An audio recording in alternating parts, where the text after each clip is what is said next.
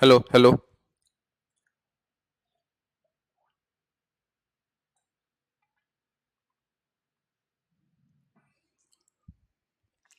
Hello hello.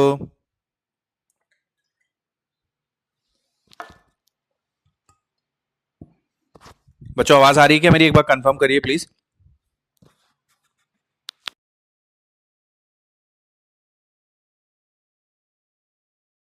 Thank you thank you. Good morning to you all हाँ बच्चों। Dear sir. Good good morning sir. Good morning good morning. कैसे हो बच्चों आप सब? Good morning, very good morning. चलिए बच्चों, आज फाइनली हमारा नया चैप्टर शुरू होगा। Good morning good morning good morning. Sir आप ऐसा ब्लू ब्लू दिख रहे हो। हाँ हाँ, थोड़ी देर बाद ठीक हो जाएगा बेटा। कैमरे का कुछ इशू होगा, थोड़ी देर बाद ठीक हो जाएगा। बहुत अजीब सी आ रही है ब्लू ब्लू सी। हाँ हाँ, ब्लू ब्लू सी आएगी, थोड़ी देर शुरू शुरू में रहेगी, फिर ठीक हो जाएगी। ठीक है। Okay sir. चलिए बैठ जाइए बच्चों सारे। Good morning everyone. अरे पीछे वाली की सीट खाली है। हाँ। Good morning sir. Good morning good morning good morning sir. Good morning good morning good morning चल रहा है। Good morning sir. Good morning. Sir आप ग्रेविटेशन स्टार्ट हो जाएगा ना। क्या बेटा? ग्रेविटेशन स्टार्ट हो जाएगा। ग्रेविटेशन ही स्टार्ट होगा, बाकी सब खत्म हो चुका है रोटेशन में। आप हाँ। दो क्लास तो नहीं हुआ था। अच्छा अच्छा। हाँ, मुझे एक्चुअली मैं प्लान करके आया था कि रोलिंग मोशन हम लोग का जल्दी हो जाएगा, पर उसमें थोड़ा सा डिस्कशन में समय लग गया, इस वजह से नहीं हो पाया आज तो ग्रेविटेशन। हाँ बोलिए बोलिए। स्टार्टिंग के भी क्वेश्चंस करवा रहे हो आप? स्टार्टिंग के क्वेश्चन मतलब क्या होता है बेटा? मतलब कि रोलिंग मोशन के क्वेश्चंस ही ग्रेविटेशन स्टार्ट। Gravitation start. अब बस, अब ओके थैंक रोटेशन यू। खत्म, रोलिंग मोशन खत्म। वही सर। हम्म। चलिए बच्चों, आ जाइए, शुरू करते हैं। अच्छा, इसमें देखिए कुछ चीजें आप लोग पहले से पढ़ के आए हैं बच्चों, तो उम्मीद करता हूं तुम लोग जल्दी जल्दी रेस्पॉन्सेस दोगे। देखिए आज की क्लास में हम लोग कवर करने की कोशिश करेंगे law of gravitation, Newton's law of gravitation cover करने की कोशिश करेंगे। और good morning, gravitational field intensity cover करने की कोशिश करेंगे। तो चलिए बच्चों, सबसे सिंपल, सबसे पहले से शुरुआत करते हैं। Newton's law of gravitation. चलिए बच्चों, आप में से जो भी बताना चाहे Newton's law of gravitation, feel free. सही गलत की चिंता मत करिए, मैं हूं, गलत होगा तो समझाऊंगा आपको। चलिए। It is always attractive. Very good. Always attractive.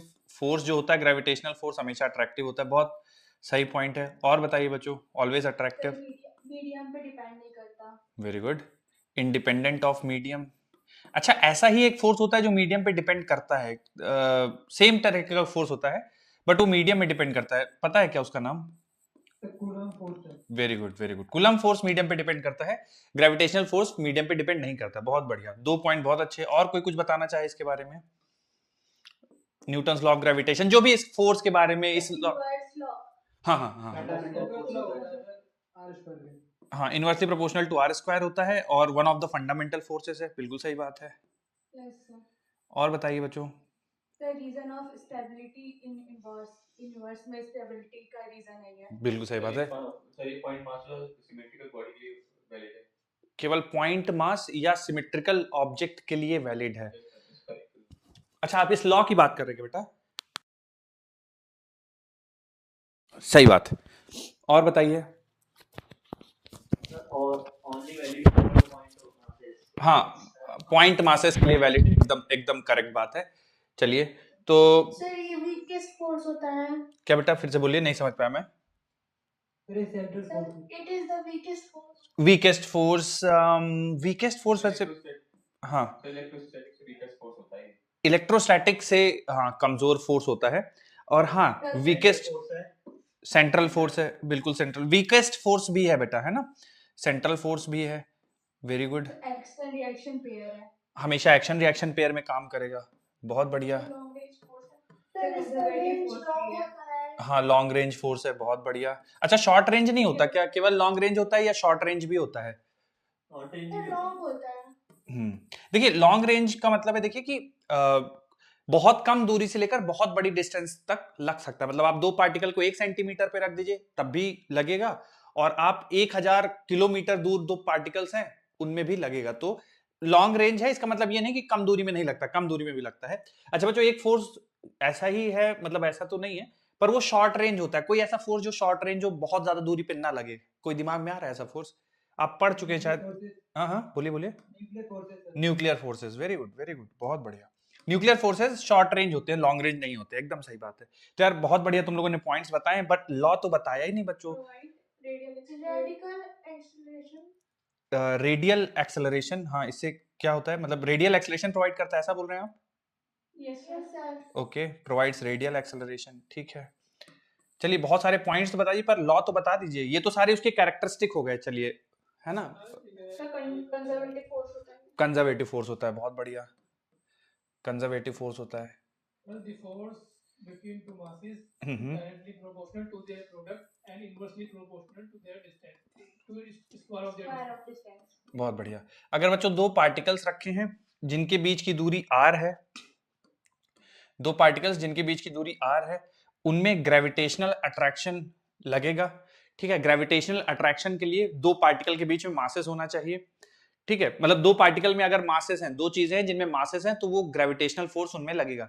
तो न्यूटन्स लॉ ऑफ ग्रेविटेशन ये कहता है कि अगर दो पार्टिकल m1 m2 है जिनके बीच की दूरी r है, तो इनके बीच में लगने वाला gravitational attraction force directly proportional होगा प्रोडक्ट ऑफ द मासेस, और इनवर्सली प्रोपोर्शनल होगा square of the distance between them. अगर हम इन दोनों को क्लब कर लेंगे बच्चों, तो ये आ जाएगा force is directly proportional to m1 m2 divided by r square. अब बच्चों इस प्रोपोर्शनलिटी साइन को हटाएंगे तो क्या हम लोग इंट्रोड्यूस करेंगे, पता होगा तुम लोग को? अगर ये proportional, capital G.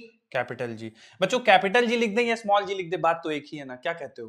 Capital G या स्मॉल जी? नो सर, गलत हो जाएगा। कैपिटल जी हाँ गलत हो सर, गलत हो जाएगा। जाएगा। क्या अंतर होता है कैपिटल जी और स्मॉल जी में? Capital small G gravity constant है। बहुत बढ़िया, small G acceleration due to gravity है। बहुत बढ़िया। स्मॉल जी नहीं रखिएगा बेटा, स्मॉल जी तो मतलब बिल्कुल बहुत गड़बड़ हो जाएगा। कैपिटल जी के बारे में थोड़ा सा बताइए। चलिए, स्मॉल जी तो हमारा टॉपिक है, उसमें डिस्कशन करेंगे, दोनों में बहुत Proportionality constant है sir, proportionality constant. Scalar quantity है। स्केलर क्वांटिटी है, प्रोपोर्शनैलिटी कांस्टेंट है। यूनिवर्सल है। हाँ, सर ये universal constant. डायमेंशनल कांस्टेंट है। सर ये नेचर ऑफ मीडियम पे डिपेंड नहीं करती और साइज ऑफ द बॉडी पे भी डिपेंड नहीं करती। यूनिवर्सल कांस्टेंट है, बहुत बढ़िया। मतलब आप कहीं पे भी इसकी वैल्यू लिखिए, आप अर्थ पे लिखिए, मार्स पे लिखिए, कहीं पे भी स्पेस में लिखिए, हर जगह जी की वैल्यू सेम रहेगी, यूनिवर्सल कांस्टेंट है। और वैल्यू कितनी रहती है बच्चों इसकी? 6.6 into 10 to the power minus 11 Newton meter square per kg square. Newton metre square per kilogram square, बिल्कुल सही बात है, ठीक है। तो बच्चों ये न्यूटन का लॉ है, और ये जो पॉइंट्स हैं अभी आप ये मत लिखिए, मैं इनको एक जगह आपको सारे पॉइंट्स लिखवा दूंगा। फिलहाल आप न्यूटन्स लॉ ऑफ ग्रेविटेशन के अंदर ये चीज लिखिए, इसके लिए मत परेशान होइए, मैं एक एक पॉइंट बहुत डिटेल में आपको लिखवाऊंगा, ठीक है। इसमें तो बस आप लोगों से चूंकि डिस्कशन हो रहा था तो मैंने लिख दिया है, आपको ये नोट नहीं करना है, आप ये वाला हिस्सा नोट कर लीजिए, फिर इस पर कुछ सवाल करेंगे।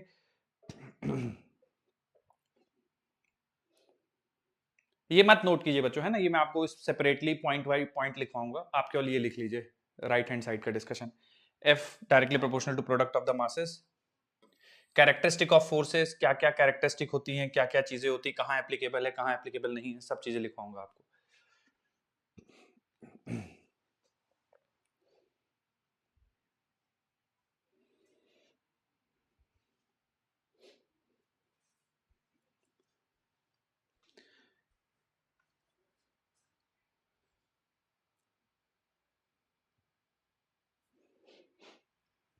कैपिटल जी के बच्चों डायमेंशन यूनिट के बाद ना उसके डायमेंशन भी निकाल लीजिएगा, बहुत बार पूछा गया है कैपिटल। ठीक ठीक, कैपिटल जी के डायमेंशन बच्चों बहुत बार पेपर में पूछे गए हैं, तो आप लोग एक बार जरूर निकाल लीजिएगा इसको।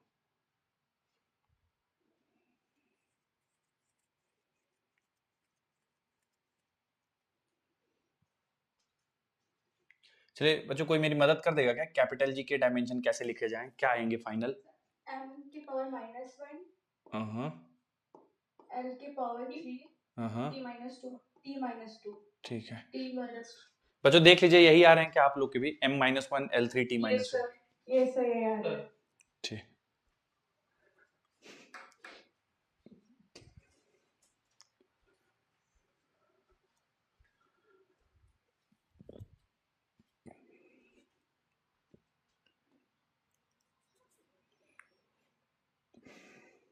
बच्चों ये लिख लिया ना, केवल यही साइड लिखना है बस, है ना, ये साइड मत लिखिए, मैं पॉइंट बाय पॉइंट आपको डिटेल में लिखवाऊंगा, ये चीजें परेशान मत होइए, बस ये राइट हैंड साइड का लिख लीजिए।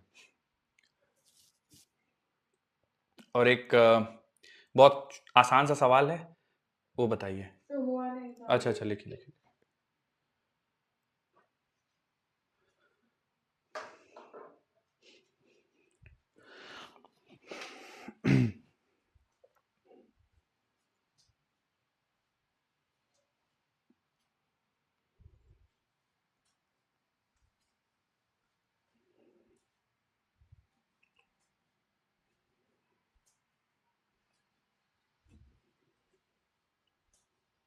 सर ये फर्स्ट स्लाइड है ना? जी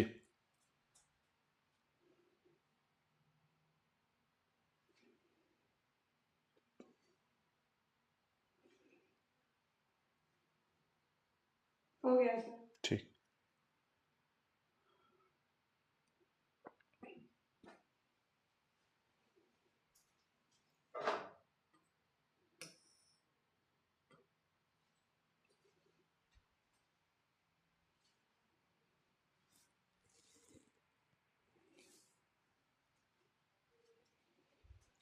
जिनका भी आंसर आ जाए बता दीजिएगा।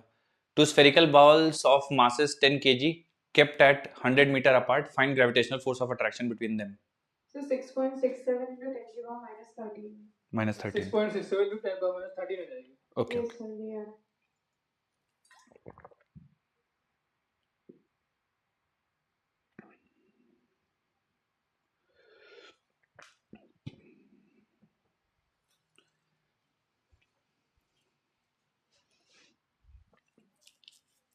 चलिए बच्चों मैं सॉल्व कर रहा हूं, अगर किसी का कुछ अलग आ रहा हो तो बताइएगा।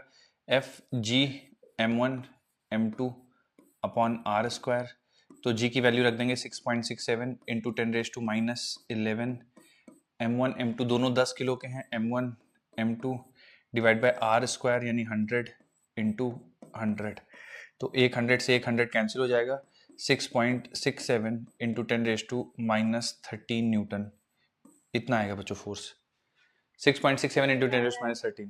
चलिए बहुत बढ़िया, हेलो सर। बोलिए बोलिए। सर एक बार वो पीछे वाले स्लाइड लगा दो। ओके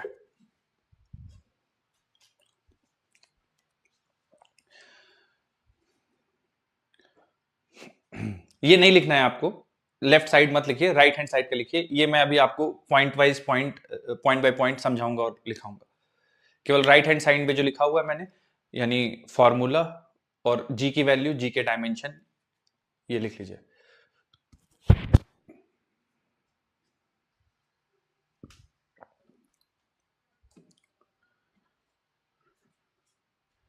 चलिए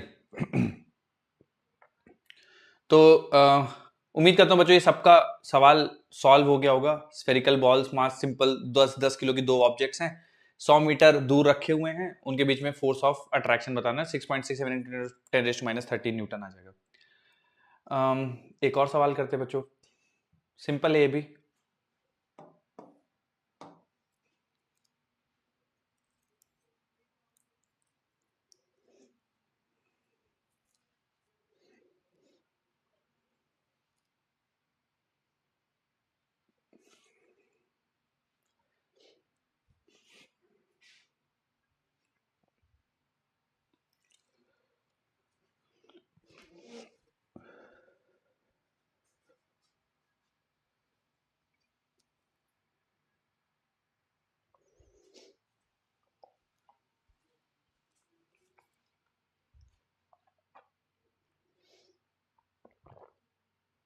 जिनका भी आंसर आ जाए बच्चों बता सकते हैं आप।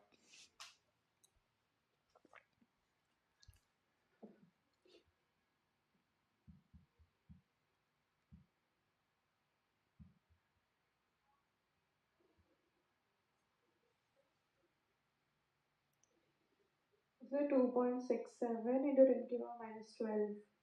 Okay Yes, sir. 2.6, 2.64 10 to the minus 11.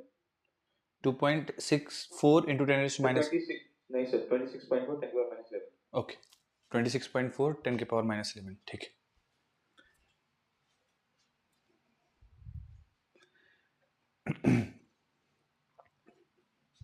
यही आ रहा है सर। ठीक बच्चों, देखिए इसमें यस सर। ओके, दो पार्टिकल्स है बच्चों, एक 1 kg का पार्टिकल है और एक 2 kg का पार्टिकल है, ठीक है, और दोनों को जो है 50 सेंटीमीटर दूर रख दिया गया है, यानी दोनों के बीच की दूरी 1/2 मीटर है।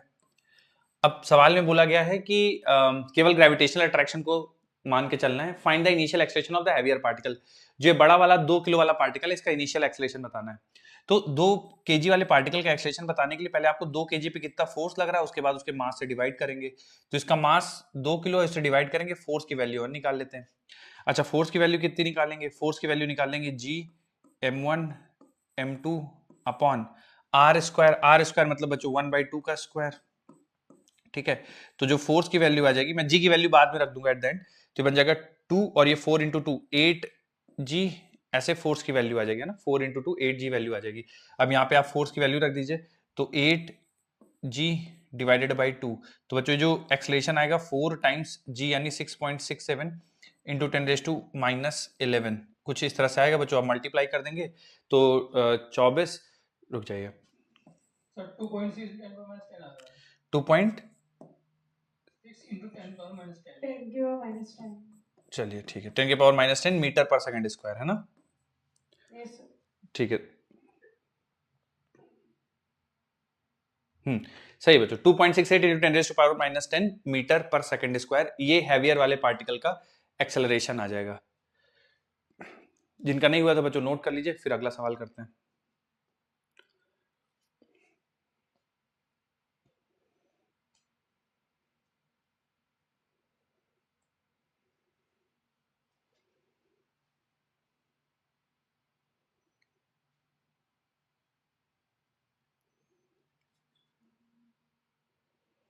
ठीक है, अगला सवाल करिए।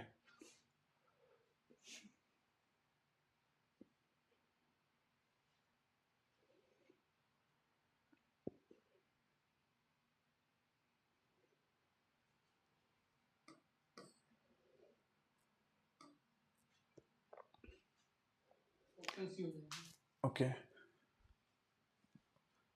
बच्चों, इसमें अगर पहले से आपको नहीं पता है तो थोड़ा सा मतलब डिफरेंशिएशन करके जीरो से इक्वेट करके सॉल्व करना पड़ेगा इसको।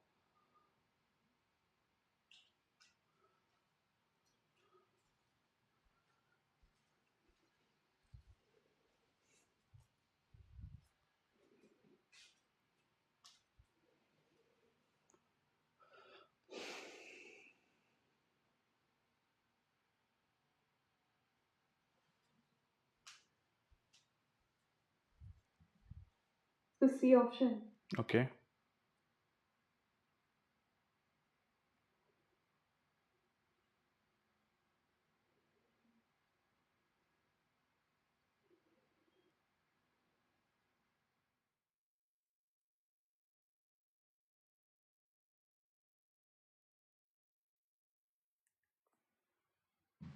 ठीक है,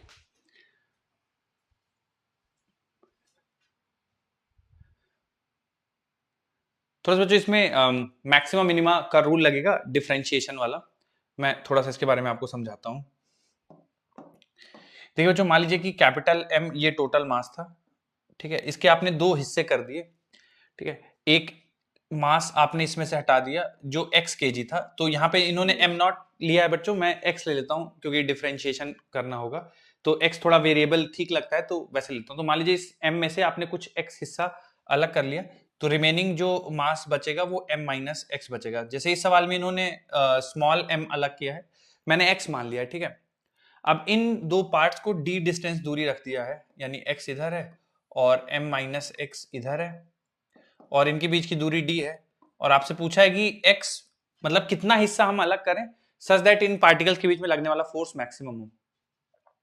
तो फोर्स बच्चों आप ऐसे लिखते हैं F बराबर G m1 m2 by R square, तो m1 x है और m2 m माइनस एक्स है डिवाइडेड बाई आर स्क्वायर, ठीक है। दो तरीके बच्चों, एक तो आप डिफरेंशिएट करके जीरो से इक्वेट कर दीजिए, जैसे आप डिफरेंशिएट करें इसको तो फोर्स, चूंकि हमारा x वेरिएबल हमें निकालना है ना कि कितना हिस्सा अलग करें, तो x वेरिएबल होगा, तो आपको x के रेस्पेक्ट में इसको डिफरेंशिएट करना होगा, तो df बाई dx, तो देखिए g by R square constant है, इसको बाहर रख लीजिए, और जो अंदर बच्चों डिफरेंशिएशन, तो देखिए x अंदर मल्टीप्लाई होगा तो ये एक्चुअल में mx लिखा हुआ है, mx का डिफरेंशिएशन आ जाएगा m ये मैं लिख देता हूँ एक बार और, g बाई आर स्क्वायर, और ये हो जाएगा mx माइनस एक्स स्क्वायर।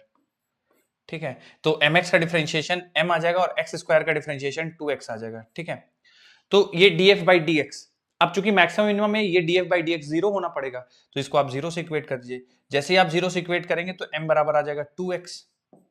तो अगर आप x बाई m का रेशियो निकालेंगे तो बच्चों देखिए ये 1/2 आ जाएगा। यानी आप x मतलब आधा हिस्सा आप अलग कर दीजिए, m/2 इधर होना चाहिए, m/2 इधर होना चाहिए। x की वैल्यू देखिए m/2, तो m/2 इधर, m/2 मतलब आधा आधा होगा तो फोर्स मैक्सिमम होगा। एक और तरीका होता है बच्चों सोचने का, जैसे आप डिफरेंशिएशन करके नहीं करना चाहते हैं तो एक चीज ध्यान रखिएगा, दो चीजों का प्रोडक्ट मैक्सिमम तब होता है जब वो चीजें बराबर हो। जैसे यहाँ पे देखिए x और ये m माइनस एक्स है, तो इनका प्रोडक्ट मैक्सिमम तब होगा जब ये दोनों बराबर हो।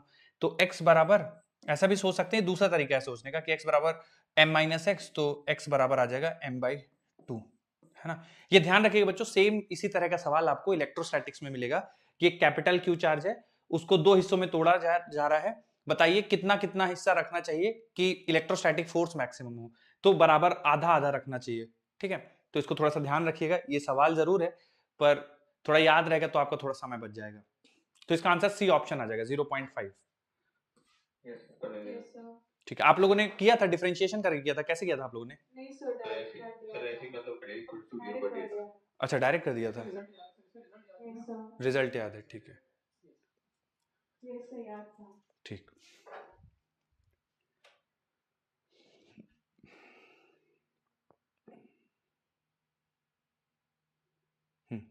अब जो थोड़ा सा देखिए एक अलग कैटेगरी का सवाल है, न्यूटन्स लॉ ऑफ ग्रेविटेशन पे बेस्ड है, लेकिन इसको समझने से पहले आप ये समझिए बच्चों कि जैसे दो पार्टिकल हैं, ठीक है, एक पार्टिकल इधर रखा हुआ है मास m1 और एक पार्टिकल इधर रखा हुआ है मास m2। ठीक है, इनके बीच में कुछ आपस में ग्रेविटेशनल अट्रैक्शन फोर्स लग रहा होगा, कुछ ग्रेविटेशनल अट्रैक्शन फोर्स एक दूसरे पे लगा रहे होंगे दोनों पार्टिकल। सर स्लाइड बैक कर दीजिए। ओके,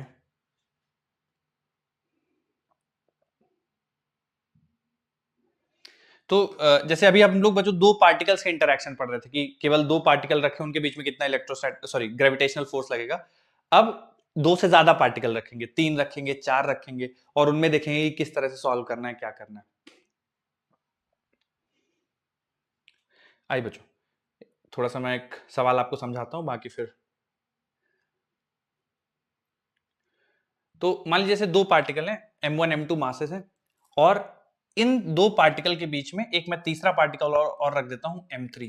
ठीक है, और मैं इनमें से किसी एक पे आपसे फोर्स पूछ लेता हूं, मान लीजिए कि मैं m3 पे पूछ देता हूं, बताइए m3 पे कितना नेट फोर्स लगेगा। तो देखिए बच्चों एक चीज का ध्यान रखिएगा, अगर दो पार्टिकल हैं एक दूसरे पे कुछ ग्रेविटेशनल अट्रैक्शन फोर्स लगा रहे हैं, आप तीसरा पार्टिकल रखेंगे तो इस पार्टिकल के साथ भी इन पार्टिकल्स का इंटरेक्शन शुरू हो जाएगा, जैसे इसके साथ इसका हो जाएगा और इसके साथ इसका हो जाएगा। ठीक है, तो इनका भी इंटरेक्शन शुरू हो जाएगा, इनका भी इंटरेक्शन शुरू हो जाएगा, और इनका तो पहले से ही था। तो तीसरे की प्रेजेंस, जैसे ये तीसरा पार्टिकल आपने रख दिया, तो वो इन दोनों के बीच में लगने वाले ग्रेविटेशनल फोर्स पे कोई फर्क नहीं डालेगा। जैसे मान लीजिए इनके बीच की दूरी r थी पहले, तो तीसरा रख भी देंगे, अब भी इनके बीच का फोर्स F बराबर G m1 m2 by r square रहेगा।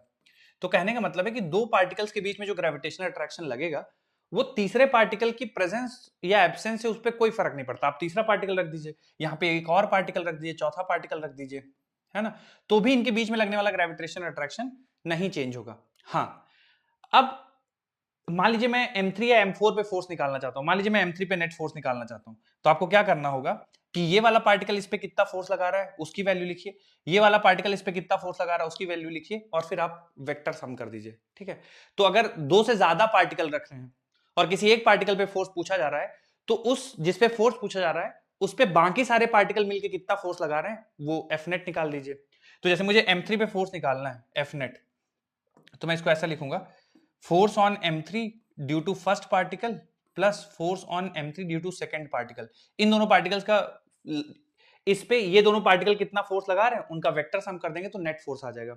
ठीक है, अभी जो नेट फोर्स आएगा ये हम लोग बच्चों इस प्रिंसिपल को बोल देते हैं प्रिंसिपल ऑफ सुपरपोजिशन। ये जो हम मेथड यूज कर रहे हैं इसको बोल देते हैं प्रिंसिपल ऑफ सुपरपोजिशन, है ना, थोड़ा सा फैंसी नाम लगता है पर है बहुत simple concept, principle of superposition. क्या होता है principle of superposition? Principle of superposition कहता है कि अगर एक पार्टिकल पे एक से ज्यादा फोर्स लग रहे हैं तो जो नेट फोर्स होगा पार्टिकल पे वो उन सारे फोर्सेस का वेक्टर सम होगा। जैसे कि M3 पार्टिकल पे एक F1 फोर्स लग रहा है और एक F2 फोर्स लग रहा है, तो प्रिंसिपल ऑफ सुपरपोजिशन कहता है कि अगर आप इस M3 पे नेट फोर्स निकालना चाहते हैं तो F1 और F2 का वेक्टर सम कर दीजिए। ठीक है, ये कहलाता है प्रिंसिपल ऑफ सुपरपोजिशन। तो बच्चों थोड़ा सा 2 पॉइंट्स लिखना है। पहला पॉइंट लिखिए नोट बना के, force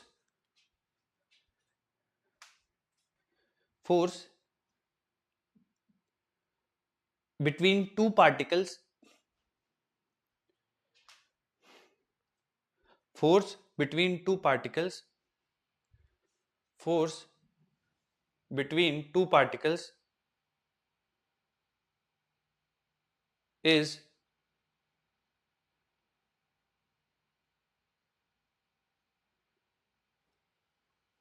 independent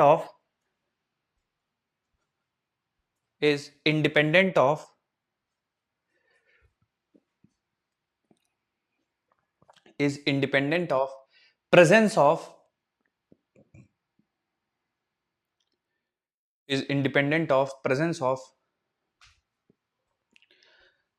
other particles in the space, is independent of presence of other particles in the space।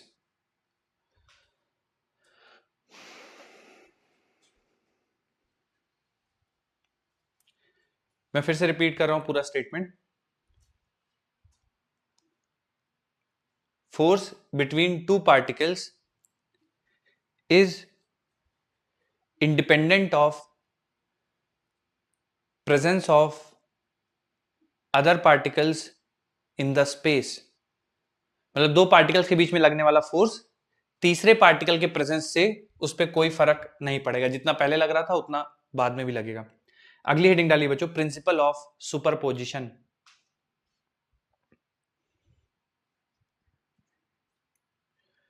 Principle of superposition,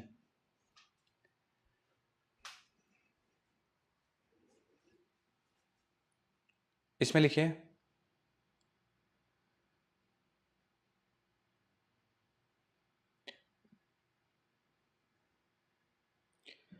when two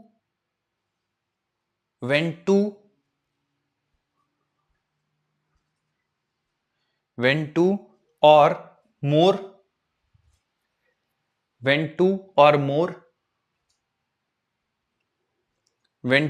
more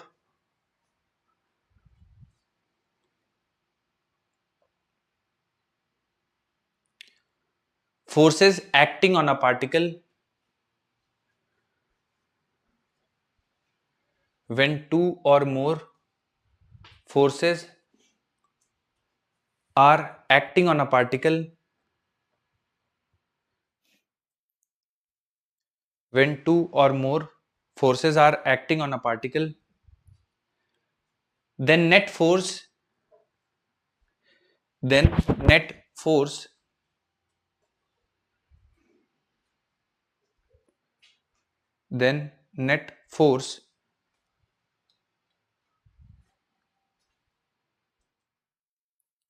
is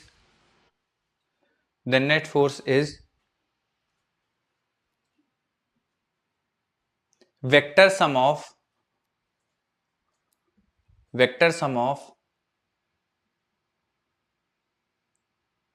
then net force is vector sum of all forces, then net force is vector sum of all forces acting on a particle।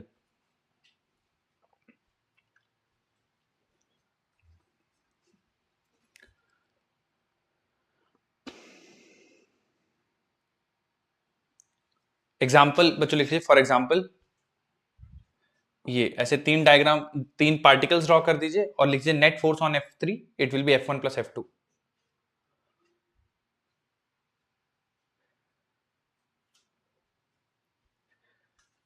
ये कहलाता है principle of superposition.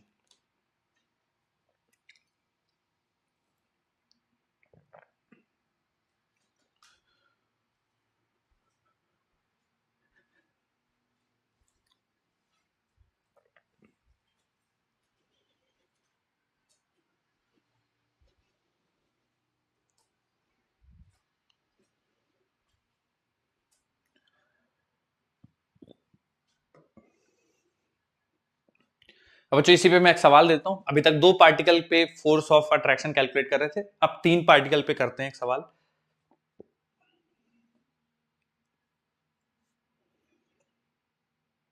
Sir 2 minute रुक जाइए। हम्म।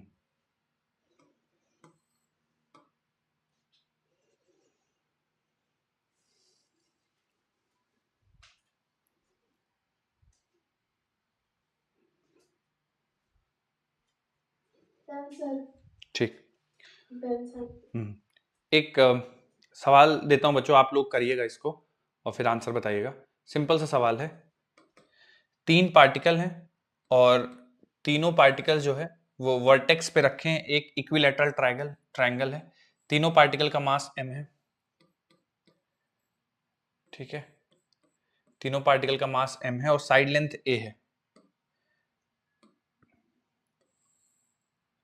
Side length a है।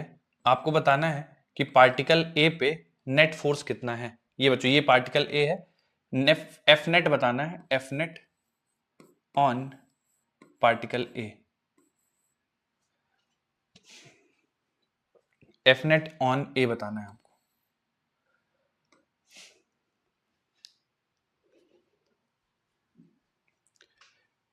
Magnitude form और okay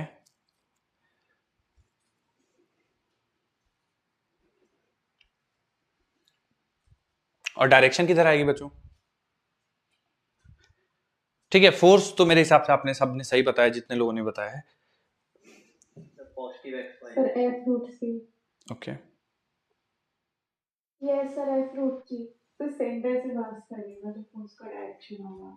जो force का direction होगा वो सेंटर से पास करेगा। सेंट्रॉइड से, बिल्कुल।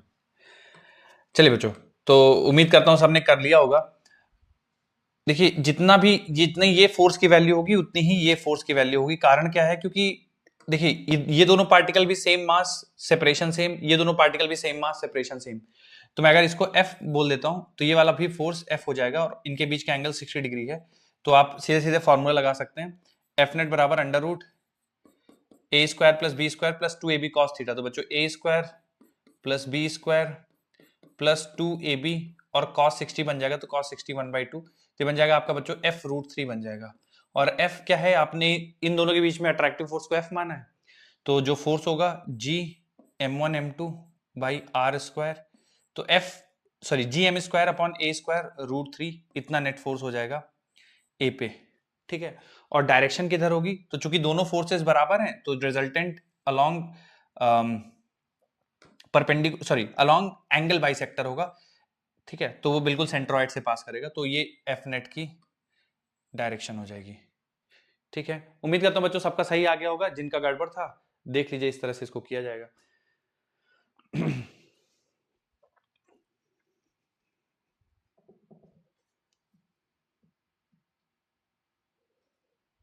अगला सवाल आइए।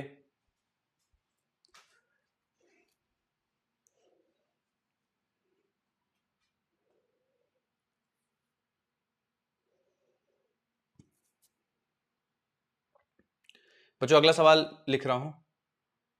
Yes sir. देखिए अगले सवाल में बच्चों, जैसे हम लोग लास्ट टाइम ट्रायंगल लिया था, इस बार स्क्वायर है।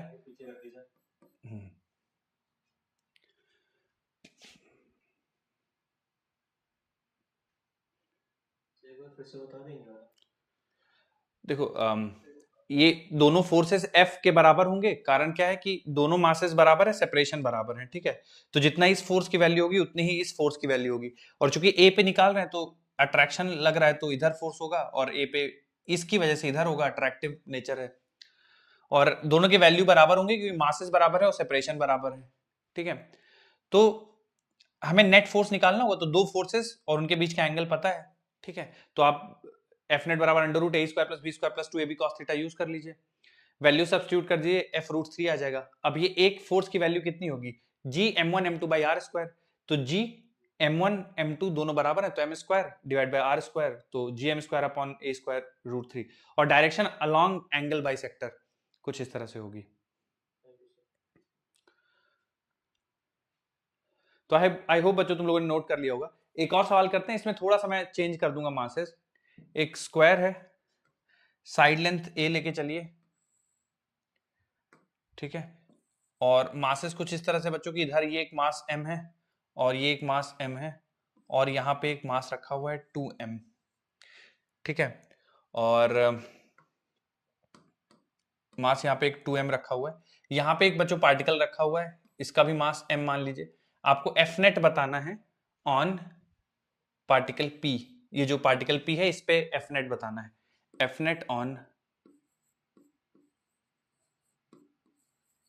पार्टिकल p, पार्टिकल p पे कितना एफ नेट लगेगा बताना है। तो gm square by a square into root 2 plus 1. Okay,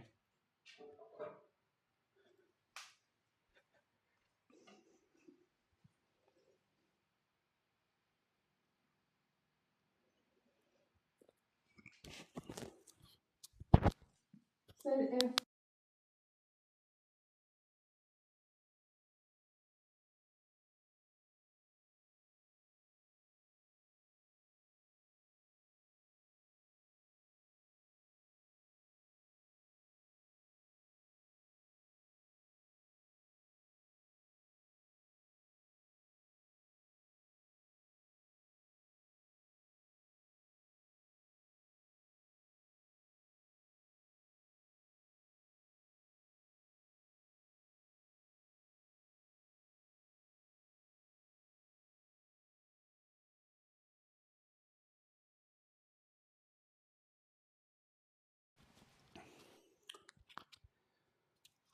ठीक है बच्चों, आइए करते हैं डिस्कशन। ठीक है, अब इसमें देखिए बच्चों सिंपल सा है कि पहले आपको ये समझना पड़ेगा कि जैसे हमें P पे फोर्स निकालना है, तो इसकी वजह से जो फोर्स का डायरेक्शन होगा वो इधर होगा, ठीक है, नीचे वाले पार्टिकल की वजह से फोर्स का डायरेक्शन इधर होगा, अट्रैक्शन, ठीक है, और ये जो फोर्स होगा लास्ट वाला इस वाले पार्टिकल की वजह से, ये अलोंग द डायगोनल होगा, ठीक है, तो इन दोनों फोर्स की बच्चों वैल्यू बराबर होगी, ये होगा F, मान लीजिए ये F होगा, लेकिन इस वाले फोर्स की वैल्यू थोड़ा सा अलग होगी क्योंकि यहाँ मासेस अलग है।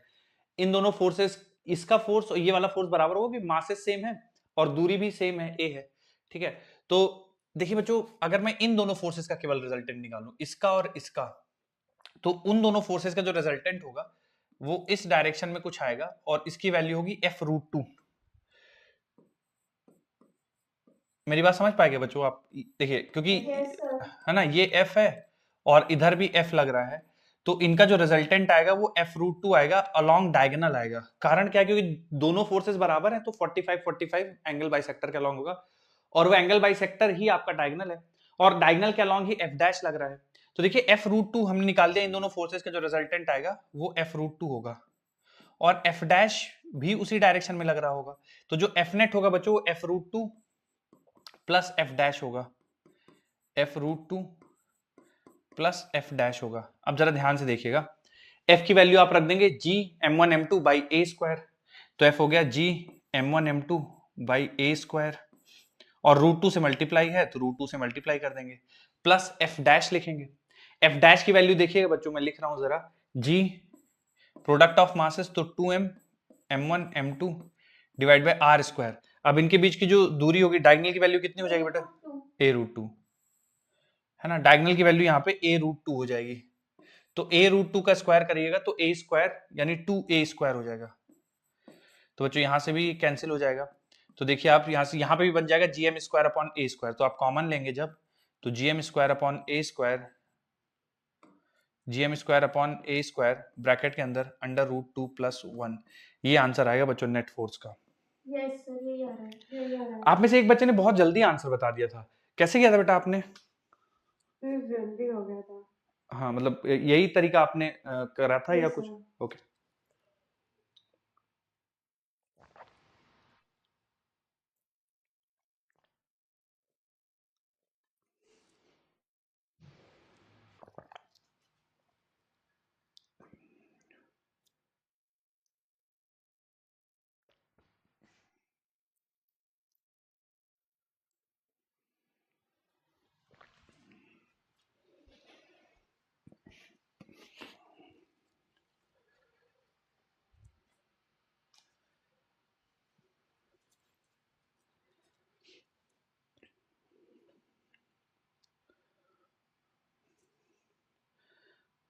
जब रेडी हो जाएगी बच्चों बताइएगा, एक और टाइप का सवाल लेंगे हम लोग।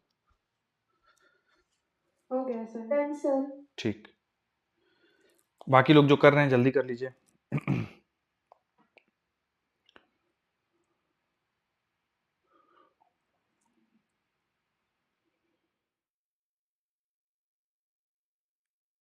जो कितने लोगों का सही आ गया था ये सवाल खुद से, मतलब बिना देखे आंसर आ गया था? एक तो शुरू में जिन्होंने बताया था उनका आ गया था, और कोई है? Yes sir. Good good, yes sir. ठीक, बढ़िया।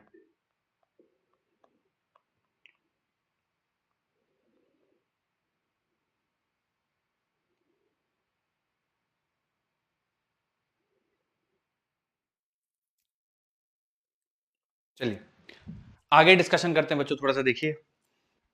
एक सवाल फिर से न्यूटन्स, मतलब ये ग्रेविटेशन लॉ पे बेस्ड है, थोड़ा सा अंतर है। देखते हैं कितने बच्चे सही निकाल पाएंगे इसको।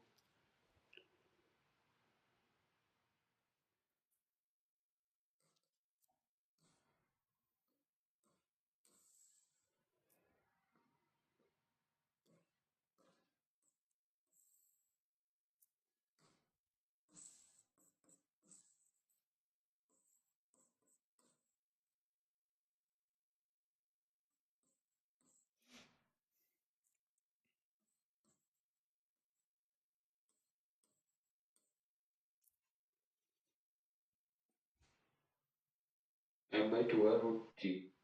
ओके,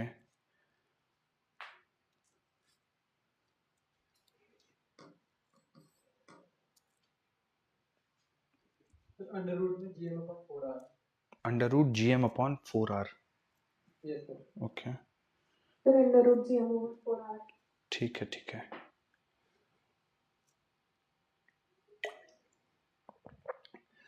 चलिए बच्चों थोड़ी देर और वेट करते हैं, फिर आप में से अगर कोई बाद में फिर मैं पूछूंगा समझाना चाहें तो समझाइएगा, कैसे निकालेंगे इसको, कैसे सॉल्व करेंगे।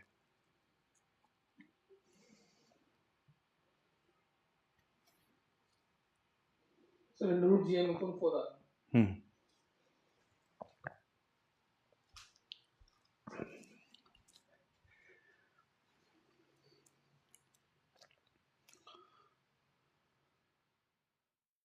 ठीक है। चलिए कोई समझाना चाहेगा किस तरह से कर रहे हैं, क्या कर रहे हैं? Yes sir. बोलिए बोलिए बेटा। हाँ बताइए। M स्क्वायर upon R को इसमें कर देंगे। हाँ हाँ, ये M1 into M2 upon 2R square, 2R whole square. Sir MV square upon R को इक्वेट कर देंगे G into M1 into M2. Sir ये सेंट्रीपिटल फोर्स प्रोवाइड कर देगा तो उसको इक्वेट कर देंगे। एब्सोल्युटली, बिल्कुल सही बात है। एक्चुअली देखिए कोई भी पार्टिकल ले लीजिए, चाहे ये ले लीजिए चाहे ये ले लीजिए, क्योंकि ये सर्कल में घूम रहा है ना, बिना सेंट्रीपिटल एक्सलेशन के सर्कुलर मोशन पॉसिबल नहीं होगा। तो मान लीजिए स्पीड v है, तो उसका सेंट्रीपिटल एक्सलेशन जो होगा वो mv, सॉरी सेंट्रीपिटल फोर्स जो होगा वो mv²/r हो जाएगा। और ये सेंट्रीपिटल फोर्स जो प्रोवाइड कर रहा है वो ग्रेविटेशनल फोर्स प्रोवाइड कर रहा है। अब चूंकि ये दोनों पार्टिकल 2r की डिस्टेंस पे हैं तो इनका बीच जो फोर्स लगेगा G(m1m2)/2r का होल स्क्वायर यानी 4r², इतना फोर्स लगेगा इन दोनों के बीच में। और यही जो ग्रेविटेशनल फोर्स है यही सेंट्रीपिटल फोर्स की तरह एक्ट करेगा। तो यहां से बच्चों आप लिख दीजिएगा mv²/r बराबर G(m1m2)/4r²। तो जो जो चीजें कैंसिल हो रही हैं वो कैंसिल कर दीजिए, v की वैल्यू आ जाएगी √Gm/4r। यही आ रहा था बच्चों आप लोग का भी? Yes sir. ठीक है। अब कई बार एंगुलर स्पीड पूछेगा तो घबराइएगा नहीं, एंगुलर स्पीड पूछे तो ओमेगा v = r ओमेगा, वहां से आप एंगुलर स्पीड भी निकाल सकते हैं। ठीक है, चलिए इसी में अगर आपको ये समझ में आ गया हो बच्चों, इसी का एक एक्सटेंशन देता हूं, सेम कॉन्सेप्ट है, कुछ गड़बड़ नहीं कीजिएगा।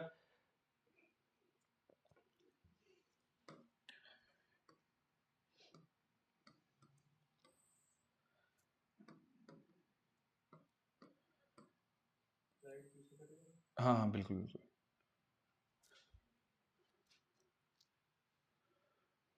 जैसे बच्चों पिछला अगला जो सवाल है उसमें मैं, जैसे इसमें 2 पार्टिकल घूम रहे थे उसमें 4 पार्टिकल कर देंगे, है ना, स्क्वायर के कोनों में 4 पार्टिकल हैं और वो म्यूचुअल ग्रेविटेशनल अट्रैक्शन की वजह से सर्कुलर पाथ में घूम रहे हैं r रेडियस के। तो आपको बताना है कि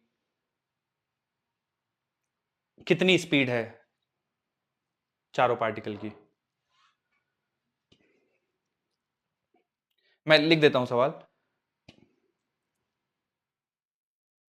देखिए सवाल कुछ ऐसा है कि m मास के 4 पार्टिकल हैं जो कि म्यूचुअल ग्रेविटेशनल अट्रैक्शन की वजह से घूम रहे हैं, ठीक है। m जो कॉन्सेप्ट यहां लगाया है एग्जैक्ट सेम है, कुछ भी आपको अंतर नहीं करना, बस ध्यान रखिएगा कि 4 पार्टिकल हैं और रेडियस r है, ठीक है। ये जो दूरी है सेंटर से वो r है।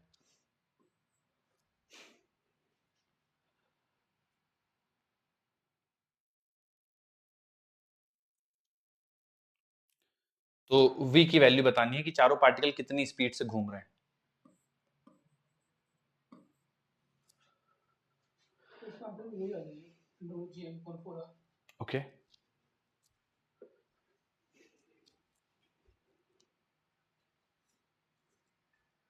रूट जी एम अपन 2 आएगा। Under root G M upon 2 आ आएगा, ओके।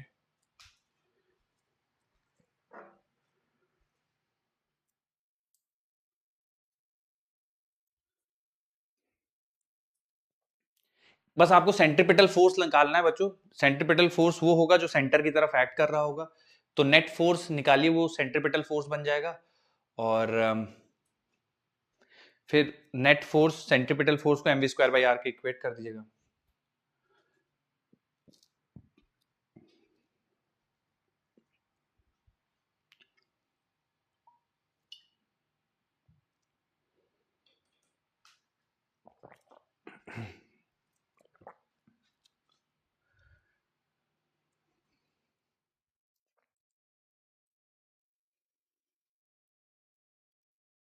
कोई भी पार्टिकल ले लीजिए बच्चों, किसी भी पार्टिकल के बारे में आप सोच सकते हैं। चलिए मैं थोड़ा सा समझाता हूं बच्चों, समय चाहिए या मैं एक्सप्लेन कर दूं? समय चाहिए सर, थोड़ा हाँ थोड़ा टाइम चाहिए। करिए करिए करिए, सॉल्व करिए आराम से। थोड़ा समय चाहिए बस। 1 by r root 3 कितना बोल रहे हैं, फिर से बोलिए। Sir 1 by r root 3 1/r m का टर्म नहीं आ रहा है? आ रहा है सर, आ रहा है 1 by r तो root v 3 है। equals to root gm by a into root 2 plus half. Okay और v equals to under root gm by 2r into 2 root 2 plus 1 by 2. Oh complicate बन रहा है थोड़ा सा, okay. Sir G equal to root G M by R root 2 plus 1 okay under root G M over R root 2 plus 1। Okay चलिए, तो काफी सारे बच्चों का आंसर आ गया। एक बार मैं थोड़ा सा एक्सप्लेन करता हूं बच्चों, अगर आप सहमत हो तरीके से तो बताइएगा। जैसे मैं इसकी फ्री बॉडी डायग्राम ड्रॉ कर देता हूं, इस वाले की, ठीक है। तो इस पे देखिए, इस डायरेक्शन में एक तो फोर्स लग रहा होगा F, और उतना ही फोर्स नीचे की तरफ लग रहा होगा F, और इस डायरेक्शन में लग रहा होगा F डैश। 3 फोर्सेस लग रहे होंगे, इसका वाला F, इसका वाला F और इसका वाला F डैश, ठीक है। तो इन दोनों फोर्सेस का मिला के लिख देते हैं इस डायरेक्शन में, तो ये आ जाएगा F रूट 2 और F डैश पहले से ही है। तो जो नेट सेंट्रीपिटल फोर्स होगा वो होगा रूट 2 F और F डैश, इन दोनों का समेशन। बच्चों यहां तक समझ में आया क्या, पहले बताइए, उसके Yes, बाद sir. ठीक ठीक। तो रूट 2 और F की वैल्यू रख देंगे G m1 m2 by R square, तो G m1 m2 upon R square, ठीक है। मैं साइड लेंथ को A लिख दे रहा हूं बच्चों, फिर लास्ट में हम लोग R के टर्म्स में उसको चेंज कर देंगे, ठीक है। फिलहाल मैं A लिख देता हूं, बाद में इसको R के टर्म्स में हम लोग चेंज कर लेंगे, ठीक है। ओके तो जी m1 m2 by A square. अब f डैश की वैल्यू अगर मुझे लिखनी पड़ेगी तो f डैश बच्चों आप लिखेंगे g gm square upon 4r square. gm square upon 4r square, ठीक है। 4r square. हाँ चलिए, और यहाँ पे a की वैल्यू बच्चों, a के बारे में क्या कहेंगे? a को हम x रूट 2 करके निकालना है, हाँ मतलब 2 2r equals to x root 2, तो x आ जाएगा 2r upon रूट 2. सही है। देखिए बच्चों, a square plus a square ये डायगोनल के बराबर होगा, है ना। तो a square plus a square और ये बराबर हो जाएगा, मतलब a रूट 2 होगी ये वैल्यू, और a रूट 2 बराबर 2r हो जाएगा। बच्चों इसमें डाउट तो नहीं ना किसी को? तो r की वैल्यू आ जाएगी a बाई रूट 2, ठीक है। तो r की वैल्यू a बाई रूट 2 आ जाएगी, या मुझे a की वैल्यू निकालना है तो a बराबर आ जाएगा r रूट 2, ठीक है। Yes, sir. आना भी चाहिए, सही है। तो ये आ जाएगा बच्चों under root 2 G M square upon A square, और ए स्क्वायर करेंगे बच्चों तो बन जाएगा 2r स्क्वायर, 2r square. और जी एम स्क्वायर, हाँ G M square upon 4r square. तो यहाँ से देखिए बच्चों कैंसिल करिए। एक काम करते हैं, GM square upon R square common ले लेते हैं, तो ब्रैकेट के अंदर बन जाएगा 1/√2। ठीक है, ये कैंसिल हो जाएगा बच्चों, √2 से कैंसिल करेंगे तो आप यहाँ पे √2 बच जाएगा, तो 1/√2 और यहाँ पे बन जाएगा प्लस 1/4। ये बच्चों आया है नेट, अभी सवाल हल नहीं हुआ, ये आया है नेट सेंट्रीपिटल फोर्स, और इसको किसके इक्वेट करना पड़ेगा, ये net centripetal square by R, mv²/r की इक्वेट करना पड़ेगा। तो यहाँ से देखिए r से r कैंसिल हो जाएगा, m से m कैंसिल हो जाएगा।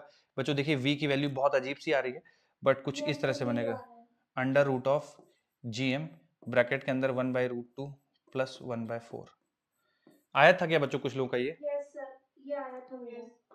बाकी लोग जो कई लोग बता रहे थे, हाँ हाँ अपॉन में आर भी तो आया ना, अपॉन में आ रहेगा, बिल्कुल आएगा। तो r को हम लोग फिर चेंज करके आप अपॉन में आ जाएगा। हाँ, तो a/√2 लिखना चाहेंगे क्या इसको आप? तो a और √2 ऊपर भेज, क्योंकि अगर r आ रहा है, क्योंकि सवाल में चलिए मैंने रेडियस के टर्म्स में आंसर लिखा है, मतलब रेडियस आपको बताया था सवाल में, a तो मैंने बाद में माना था, तो एक काम करते हैं इसको r के टर्म्स में ही आंसर कर देते हैं। ठीक है, तो ये बन जाएगा आपका GM/r, GM/r ब्रैकेट के अंदर √1/√2 प्लस 1/4। किसी को कुछ पूछना है? हाँ बोलिए बोलिए। यही आ रहा था वो हाँ हाँ मतलब ये √2 ले लीजिए, मतलब ये जो डायगोनली वाली डायगनल, ए के टर्म्स में किया था। अच्छा आप a के टर्म्स में, अगर a के टर्म्स में करेंगे ना तो r की जगह आपको रखना पड़ेगा a/√2, तो a और √2 ऊपर आ जाएगा, बस इतना अंतर आएगा, GM/a √2 इधर आएगा। बाकी r के टर्म्स में करेंगे तो ये आएगा √GMR ब्रैकेट के अंदर 1/√2 प्लस, 2r लेनी पड़ेगी डायगोनल वाली, क्या क्या फिर से बोलिए? 2r डिस्टेंस लेनी पड़ेगी डायगोनल वाली। हाँ हाँ डायगनल वाली 2r डिस्टेंस लेनी पड़ेगी। या आप ऐसा भी सोच सकते हैं कि स्क्वायर का जो डायगोनल है वो 90 डिग्री पे कट करते हैं, ये भी r है, ये भी r है, ये a है, तो a बराबर आप यहां से भी सोच सकते हैं कि r√2 के बराबर होगा। ठीक है, चलिए ये बच्चों थोड़ा सा बस एक्सटेंशन है ना, बहुत ज्यादा इसमें आप लोग अगर क्लियर हो गया, देखिए इसमें 3-4 मतलब 2 कॉन्सेप्ट यूज हो रहे हैं। एक तो आपको नेट फोर्स निकालना आना चाहिए m पे, ठीक है, और उसके बाद उस नेट फोर्स को सेंट्रीपिटल फोर्स के बराबर कर देंगे तो आंसर आ जाएगा। आइए चलिए अगला पढ़ते हैं बच्चों, थोड़ा सा अगली हेडिंग डाल लीजिए, vector form of Newton's law of gravitation.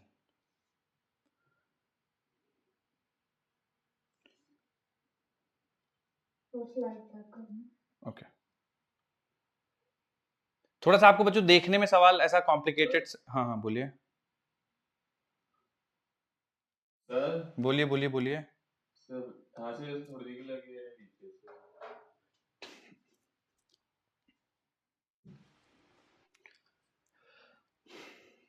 Sir बोलिए। सर ये mv²/r लिखा है, तो सर इसमें 4mv²/r नहीं होगा क्या? हाँ देखिए बहुत बढ़िया सवाल है।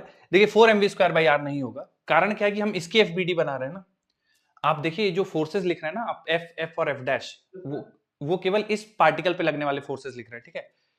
तो एफबीडी आप इसकी बना रहे हैं और सारा फोकस आपका ये है कि ये जो पार्टिकल है सर्कुलर मोशन कर रहा है, इस पे सेंटर की तरफ लगने वाला नेट फोर्स ये है, ये सेंटर की तरफ लगने वाला नेट फोर्स ये है। अब इसी की एफबीडी बना रहे हैं तो इसी का सेंट्रीपिटल फोर्स आप इक्वेट करेंगे, इसलिए mv²/r इक्वेट करेंगे, 4m से इक्वेट नहीं करेंगे। अगर 2m होता तो लेते सर? नहीं 2m होता तो 2m नहीं, 2m होता तो भी नहीं लेते, मतलब इसका मास अगर 2m होता तो यस सर। हाँ फिर करते। ओके ओके सर एक बार फिर से बता दिया, रूट कैंसिल हो जाएगा, √2 कैंसिल कहां से हुआ? ये देखो, हेलो सर, बोलिए बोलिए। थर्ड वाली लाइन आप समझा दो। ये वाली लाइन, हाँ चलो ठीक है, मैं फिर से ये लाइन फिर से लिख दे रहा हूं, देख लीजिए एक बार। देखिए ये √2gm²/a² है, ठीक है, तो मैं a की वैल्यू यहां रख दे रहा हूं। क्यों सर a की वैल्यू क्यों रखनी है? क्योंकि देखिए सवाल जब मैं लिख रहा था तो मैंने r दिया था, आपको ये नहीं बताया था स्क्वायर की साइड लेंथ कितनी है, तो r के टर्म्स में अगर आप आंसर लिखना है, हम r के टर्म्स में आंसर लिखना चाहते हैं तो a बराबर r√2 है। तो यहाँ देखिए a का स्क्वायर है, तो a का स्क्वायर मतलब यहाँ पे बन जाएगा r² और √2 का स्क्वायर मतलब 2, ठीक है, और प्लस gm²/4r²। अब बच्चों इसको देख लीजिए, ध्यान से सुन लीजिए, बहुत बार आप लोग पूछ चुके हैं चीज। जैसे √2 होता है ना, और √2 से मैं कैंसिल करूंगा तो जैसे √3 लिखा हुआ है और नीचे 3 पद है, ठीक है, या √5 लिखा हुआ है नीचे 5 लिखा हुआ है, तो एक रूट 5 से एक रूट 5 बच जाता है, एक रूट 3 से एक रूट 3 बच जाए, क्योंकि इसको आप 3 को रूट 3 इंटू रूट 3 लिखते हैं ना। उसी तरह से ये जो रूट 2 से आप कैंसिल करेंगे तो एक रूट 2 कैंसिल हो जाएगा, एक रूट 2 बच जाएगा। क्यों? क्योंकि 2 का मतलब 2 बार रूट 2 है, तो एक रूट 2 से एक रूट 2 कैंसिल हो जाएगा, तो बच जाएगा, और ये एज इट इज रहेगा। क्लियर हुआ है? यस सर, पर वहाँ पे आपको 2 लिखना चाहिए था ना, आपने रूट 2 लिखा था ना, हम कंफ्यूज हो गए। नहीं नहीं, ये रूट 2 तो ये रहेगा, यहाँ पे मैंने हाँ, कैंसिल करने।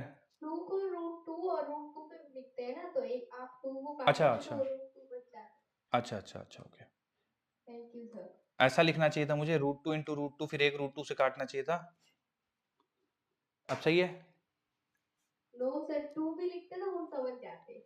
अच्छा ओके, चलिए। सर ये f डैश का gm square by 4r square कैसा है?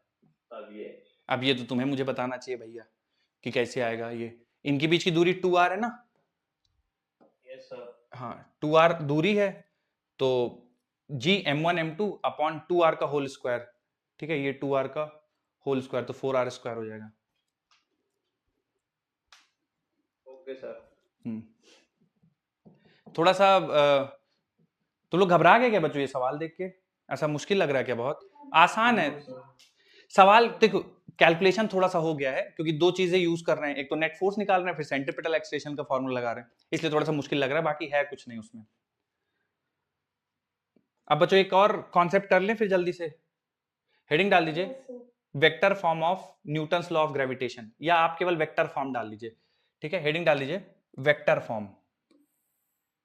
क्या मतलब है सर वेक्टर फॉर्म का, क्या सिचुएशन है? देखिए मैं थोड़ा समझाता हूं, ध्यान सुनिएगा। इसमें कुछ की पॉइंट्स है बच्चों जो आपको ध्यान रखने चाहिए, और ये वेक्टर फॉर्म वाला फॉर्मूला तब लगाइएगा जब पार्टिकल्स के कोऑर्डिनेट दिए हों या पार्टिकल के पोजीशन वेक्टर दिए हों।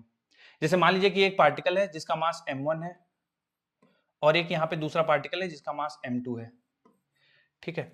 एक पार्टिकल m1 है, एक पार्टिकल m2 है, और मुझसे सवाल में पूछा गया है find force F on m1 due to m2, ठीक है।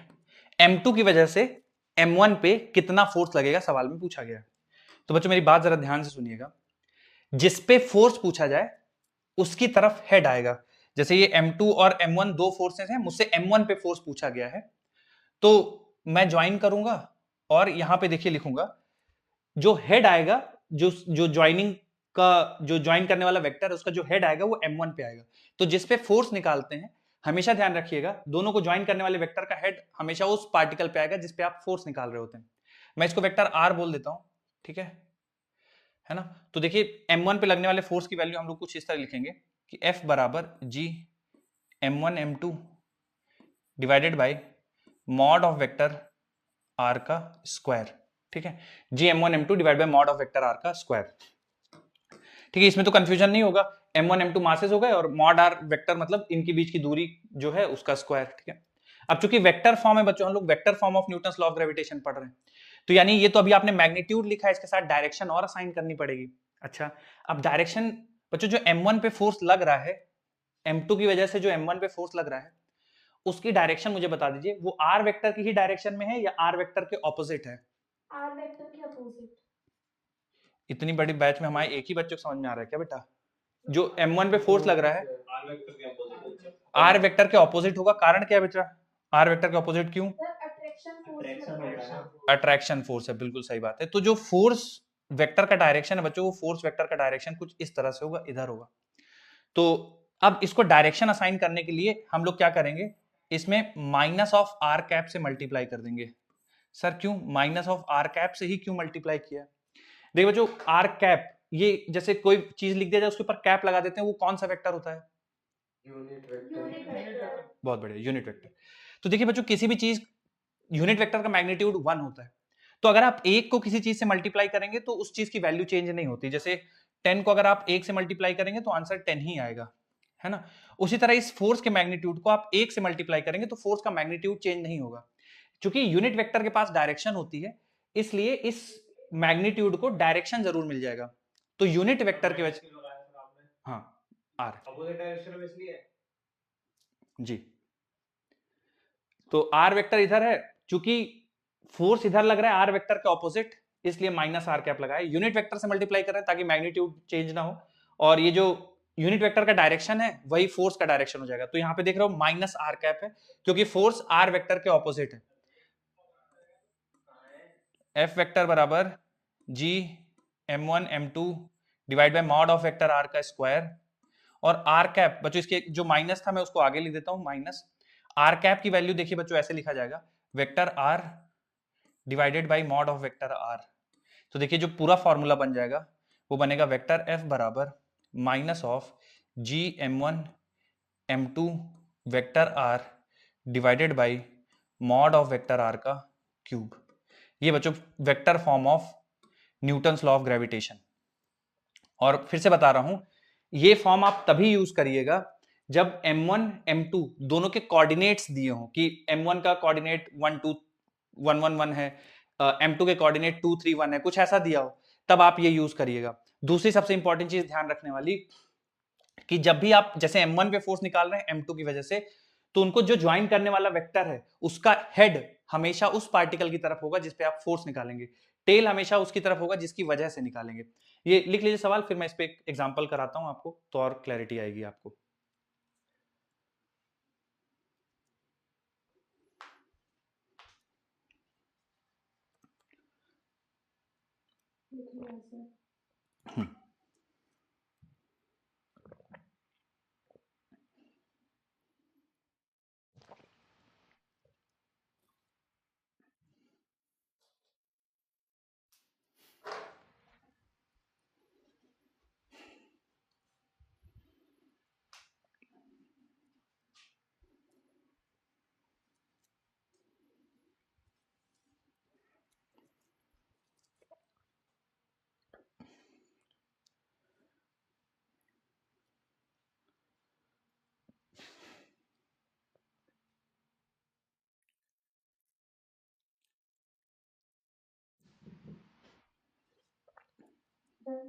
सवाल ले लीजिए बच्चों इस पे एक, फिर ऐसा बस एक ग्राफ बना लिया लेना है।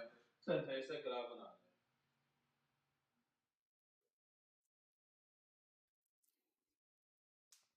हाँ सर हो गया। ओके है। Okay sir. चलिए आइए। तो बस एक सेकंड सर, बस एक ग्राफ बनाना है, बस थोड़ी देर लगेगी। लिखिए लिखिए लिखिए।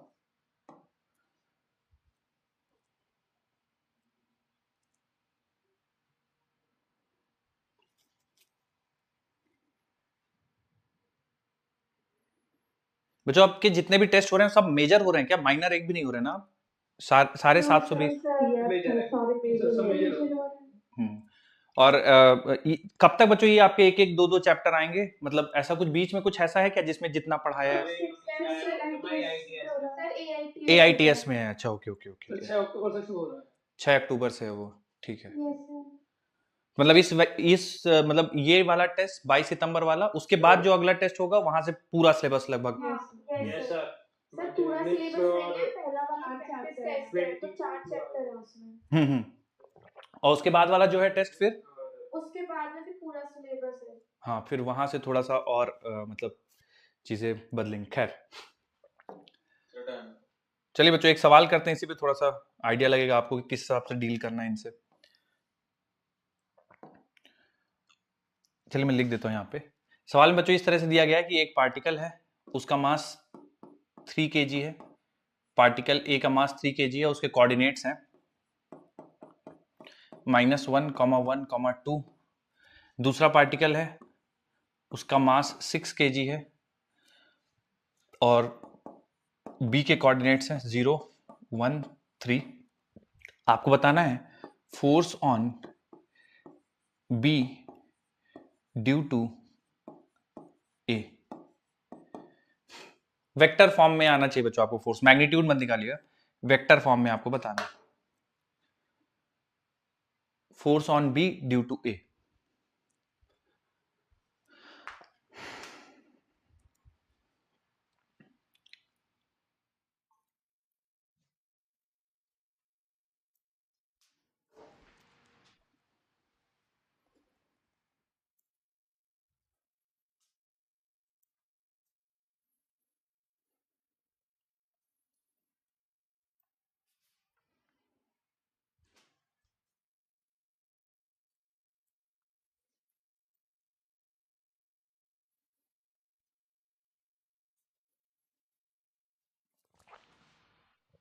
हो गया सर। ओके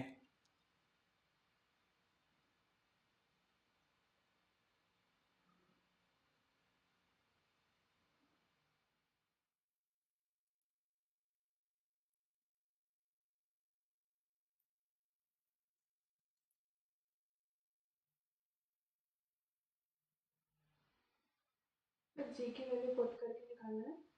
हाँ मतलब जी के टर्म्स में ही निकाल दीजिए, रख दीजिए वैल्यू जैसा भी है, या जी के टर्म्स में ही छोड़ दीजिए।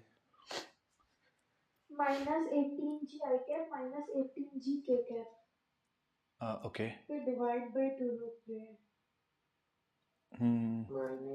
g into sir g into 9 into 1 I cap plus k cap upon under root 2। तो तो माइनस 9g i cap तो माइनस जी इंटू 9 इंटू 1 आई कैप मैग्नीट्यूड आ रहा है 9g upon root 2 ओके और डायरेक्शन आ रही है i cap plus j cap।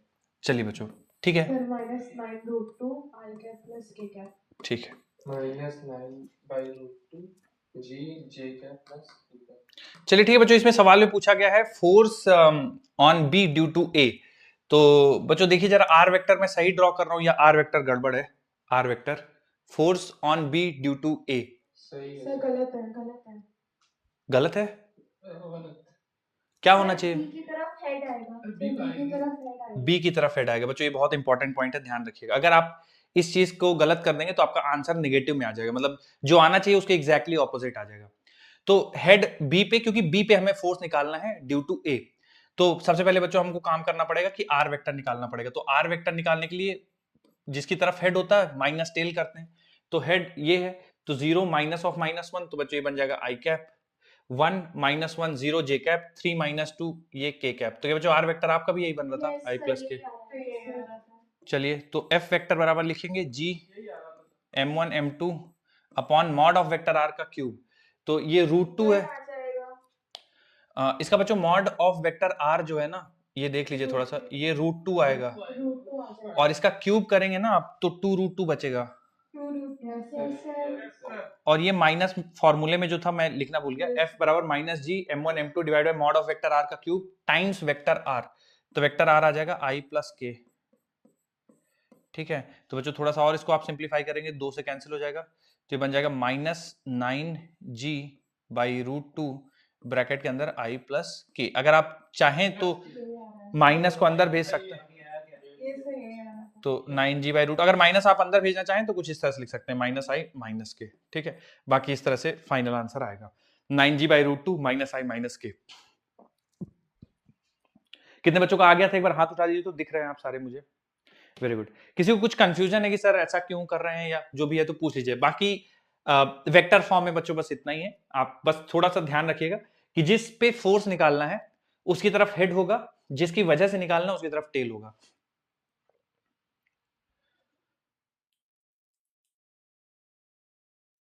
Vector equals to आपने लिखा है उसमें -i कैप भी आएगा। हाँ, तो देखिए आप पोजीशन लिख लीजिए, बी का जैसे पोजीशन लिखेंगे तो आप लिखेंगे 0 आई कैप, ठीक है, 1 जे कैप प्लस 3 के कैप।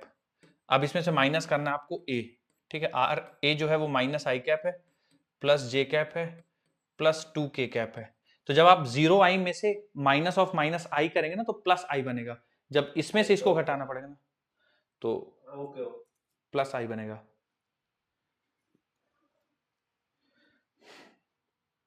चलिए अब बच्चों मैं थोड़ा सा आपको कैरेक्टरिस्टिक्स बताता हूं। ये जो हम लोगों ने characteristic Newton's law of gravitation पढ़ा, उसके कुछ कैरेक्टरिस्टिक्स आपको लिखाने हैं। तो अगली हेडिंग डाल दीजिए, कैरेक्टरिस्टिक्स ऑफ ग्रेविटेशनल फोर्स।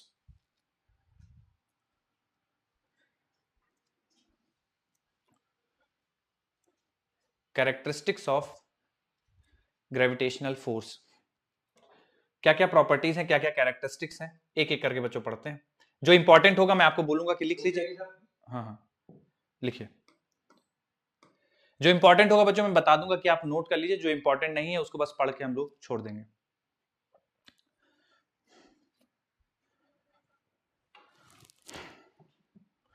आइए,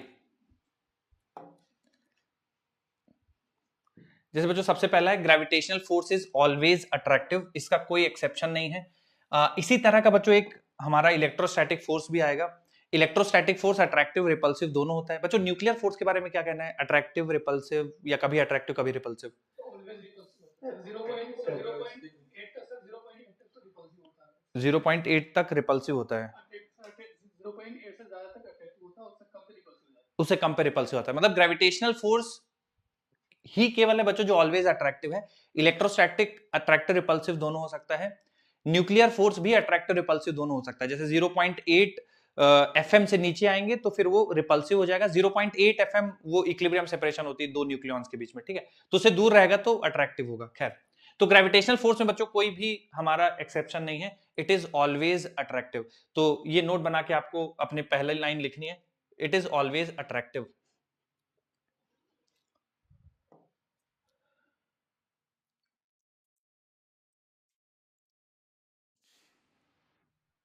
ठीक है, अब उसके बाद बच्चों हमेशा एक्शन रिएक्शन के फॉर्म में एग्जिस्ट करेंगे, Newton's third law of motion को फॉलो करते हैं, ठीक है। तो एवरी जैसे एक m1 है, और ये बच्चों इलेक्ट्रोस्टैटिक फोर्स के लिए भी ट्रू है, ग्रेविटेशनल फोर्स के लिए भी ट्रू है, दोनों फोर्सेस के लिए ट्रू है कि एक्शन रिएक्शन पेयर फॉर्म करेंगे, ठीक है। तो Newton's law of motion is valid everywhere, जितना ये इस पे लगाएगा उतना ये इस पे लगाएगा, तो Newton's third law of motion follow होता है।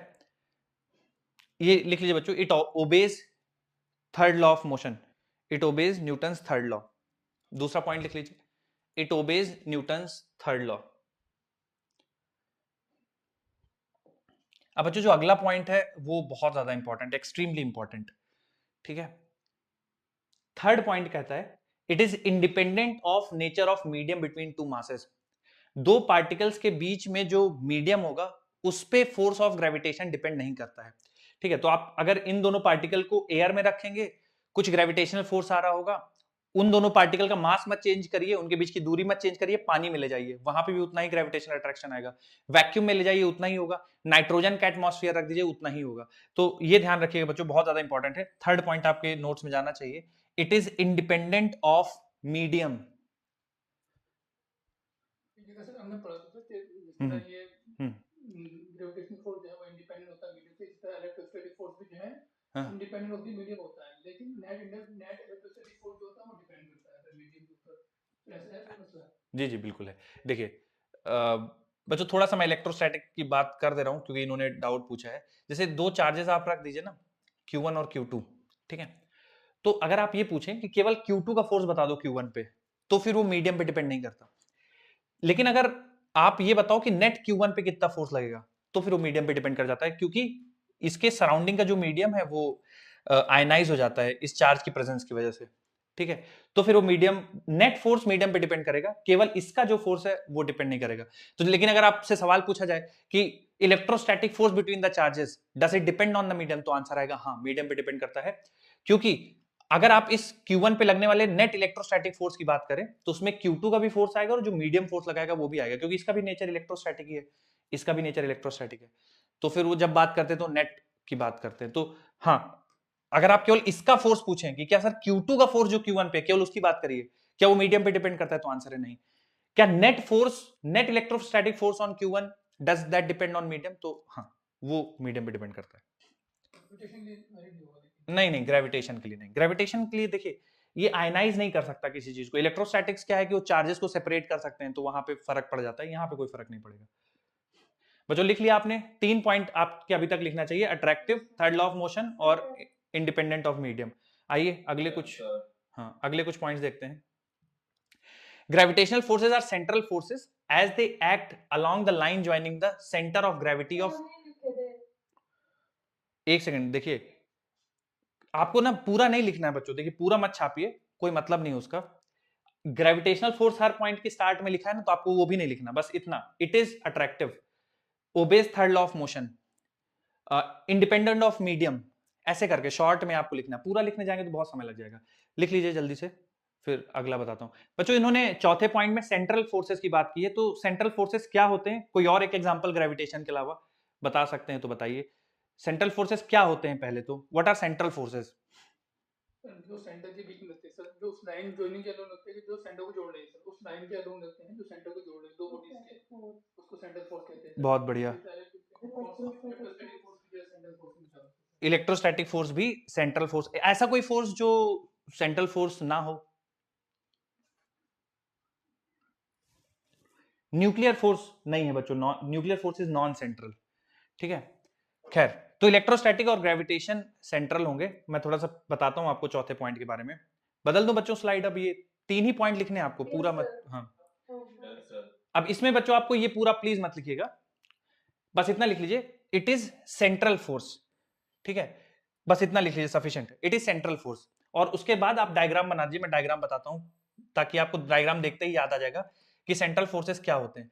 बच्चों सेंट्रल फोर्सेस वो होते हैं जो एक्ट करेंगे along the line joining the particle, ठीक है। जैसे ये दो पार्टिकल है M1 M2, तो इनको ज्वाइन करने वाली लाइन ये है, तो इनके अलोंग फोर्सेस लगेंगे, ठीक है, तो इनको हम लोग बोल देते हैं सेंट्रल फोर्स, ठीक है। तो central force are the forces which act along the line joining the particle. Gravitational force central force का एक एग्जांपल है, ठीक है। तो आपके नोट्स में इतना लिख लीजिए, सफिशिएंट है, इट इज सेंट्रल फोर्स। अगला बच्चों, gravitational forces are conservative forces, so work done by gravitational force does not depend on path। तो बच्चों आप इतना लिख लीजिए, it is a conservative force. बच्चों कंजर्वेटिव फोर्स का एक और एग्जांपल, जैसे ग्रेविटेशनल फोर्स तो कंजर्वेटिव है, और इलेक्ट्रोस्टैटिक फोर्स, फ्रिक्शन भी हो सकता है बच्चों कंजर्वेटिव का example, friction, friction non conservative है।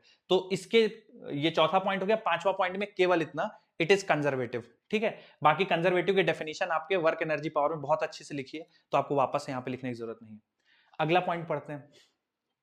If any particle moves along a closed path under the action of gravitational force, then work done by this force is always zero for round trip. बच्चों ये कोई नई information बता रहा है या पिछले वाले फोर्स का ही रिपीटेशन है? ये कंजर्वेटिव है, तो बच्चों ये बहुत जाहिर सी बात है कि अगर आप उसको लूप में घुमाएंगे तो वर्क डन जीरो आएगा। ये प्रॉपर्टी होती है ना कंजर्वेटिव फोर्स की, याद है आप लोगों को? तो फिर से ये पॉइंट लिखने की कोई जरूरत नहीं, ये आपका ऑलरेडी लिखा हुआ है वर्क एनर्जी में, तो बस आप छोटा सा पॉइंट लिखे, it is conservative, that is it. तो आपको 2 पॉइंट इस स्लाइड में से लिखना है, एक सेंट्रल फोर्स है और दूसरा कंजर्वेटिव है, बस। लास्ट वाला नहीं लिखना? नहीं लिखना, ये आप ऑलरेडी लिख चुके हैं, है ना, वर्क एनर्जी में ऑलरेडी लिख रखा है आपने, जरूरत नहीं है आपको। अगला देखिए, gravitational force is weaker then the electromagnetic and nuclear forces. तो आप कह सकते हैं, किसी ने बताया था मुझे शुरुआत में कि gravitational force is the weakest force in nature, बिल्कुल सही बात है।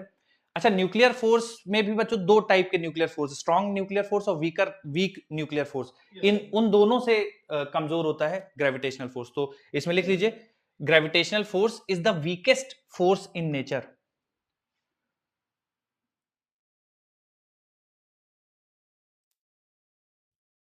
Gravitational force is the weakest force in nature.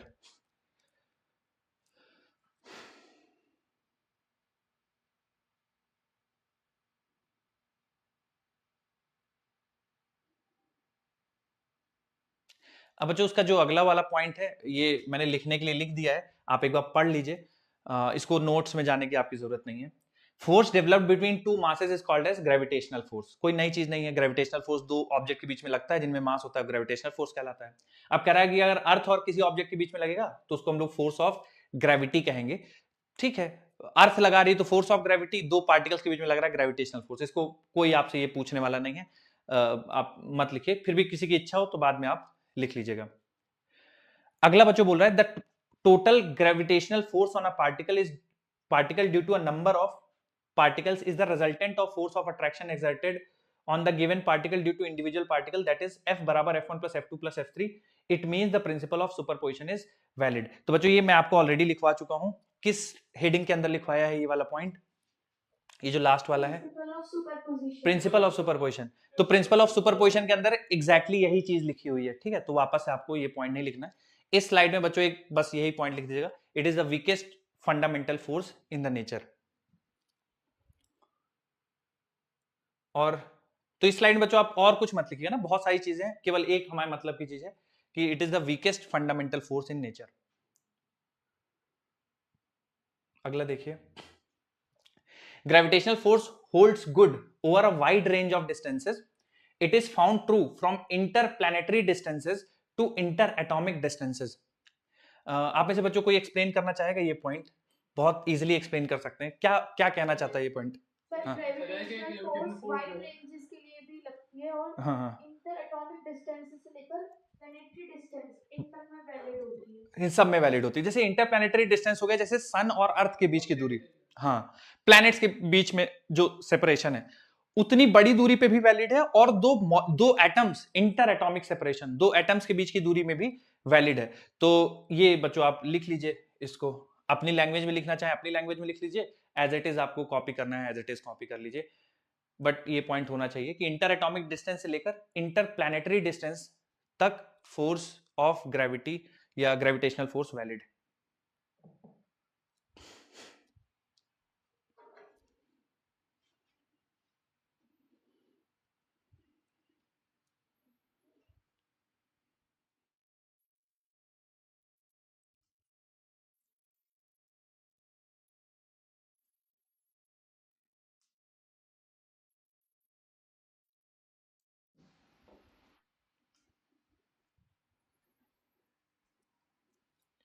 बच्चों अगर किसी ने लिख लिया हो तो अगला पॉइंट पढ़ के मुझे बता दीजिए। ये वाला जो अगला पॉइंट है ये ऑलरेडी हम लोग डिस्कस कर चुके हैं या नहीं करें, पढ़ लीजिए एक बार, और कर चुके हैं या नहीं कर रहे हैं। कर चुके हैं सर। ये जब बच्चों मैंने आपको जब प्रिंसिपल ऑफ सुपरपोजिशन पढ़ाया था ना, उसके ऊपर ही ये वाला पॉइंट लिखवाया है, तो वापस से इसको लिखने की कोई जरूरत नहीं है कि दो पार्टिकल्स के बीच में जो ग्रेविटेशन फोर्स लग रहा है वो तीसरे पार्टिकल के प्रेजेंस या एब्सेंस से उस पर कोई फर्क नहीं पड़ेगा। तो तीसरा पार्टिकल जो है वो हो नहीं हो, उससे दो पार्टिकल के बीच में लगने वाले ग्रेविटेशनल फोर्स पे कोई फर्क नहीं पड़ेगा। तो ये पॉइंट हम लोग ऑलरेडी कर चुके हैं, लिखने की वापस से जरूरत नहीं है। अगला बच्चों बोला गया है, ये आप लिखना चाहें तो लिख लीजिए। A uniform spherical shell of matter attracts a particle that is outside the shell as if its mass was concentrated at its center। तो बच्चों ये spherical shell के लिए भी ट्रू है और solid sphere के लिए भी ट्रू है, ठीक है। तो a uniform spherical shell and solid sphere, कहना का क्या मतलब है बच्चों, मैं समझाता हूं इसका क्या कहने का मतलब है।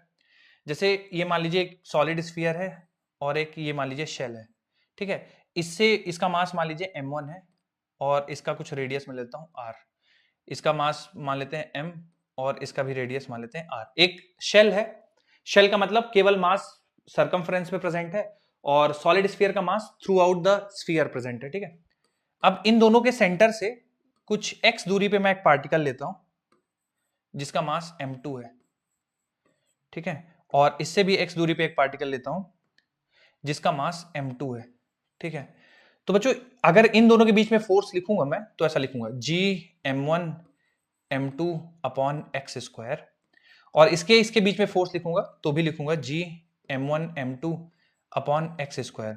तो बच्चों बात कहने की ये है कि अगर आप इस पार्टिकल पे लगने वाले फोर्स को देखेंगे ना, g m1 m2 upon x square, इस पे भी g m1 m2 upon x square, तो आप इस पे लगने वाले फोर्स को देख के ये नहीं बता पाएंगे कि स्फेरिकल शेल है या सॉलिड स्फीयर है या एक पार्टिकल है, ठीक है। तो स्फेरिकल शेल, सॉलिड स्फीयर और पार्टिकल तीनों बिल्कुल एग्जैक्टली सेम बिहेव करते हैं। मतलब इस शेल को हटा के इसके सेंटर पे एक m1 मास का पार्टिकल रख दूं तो भी m2 पे उतना ही फोर्स लगेगा, इस पूरी चीज को हटा के m1 मास का एक पार्टिकल इसके सेंटर पे रख दूं तो भी m2 पे उतना ही फोर्स लगेगा।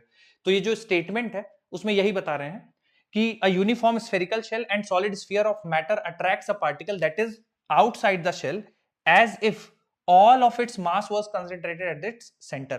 ये उस तरह से अट्रैक्ट करता है पार्टिकल को एज इफ सारा मास कॉन्सेंट्रेटेड है सेंटर पे। समझ में आ रहा है बच्चों ये लास्ट वाला पॉइंट? Yes sir. नोट कर लीजिए इसको।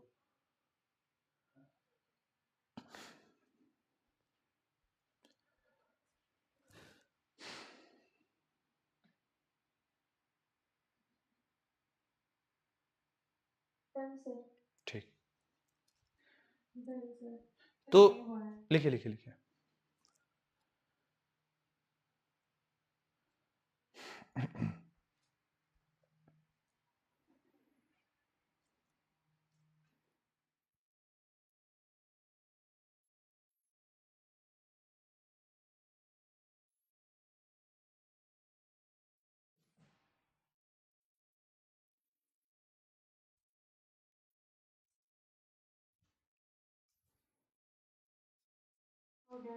ठीक, अगली हेडिंग डालिए बच्चों, gravitational field and it's intense. तो ग्रेविटेशनल, अच्छा अच्छा, लिखिए लिखिए लिखिए लिखिए। जो लोग लिख चुके हैं बच्चों, अगली हेडिंग डाल दीजिए, ग्रेविटेशनल फील्ड इंटेंसिटी।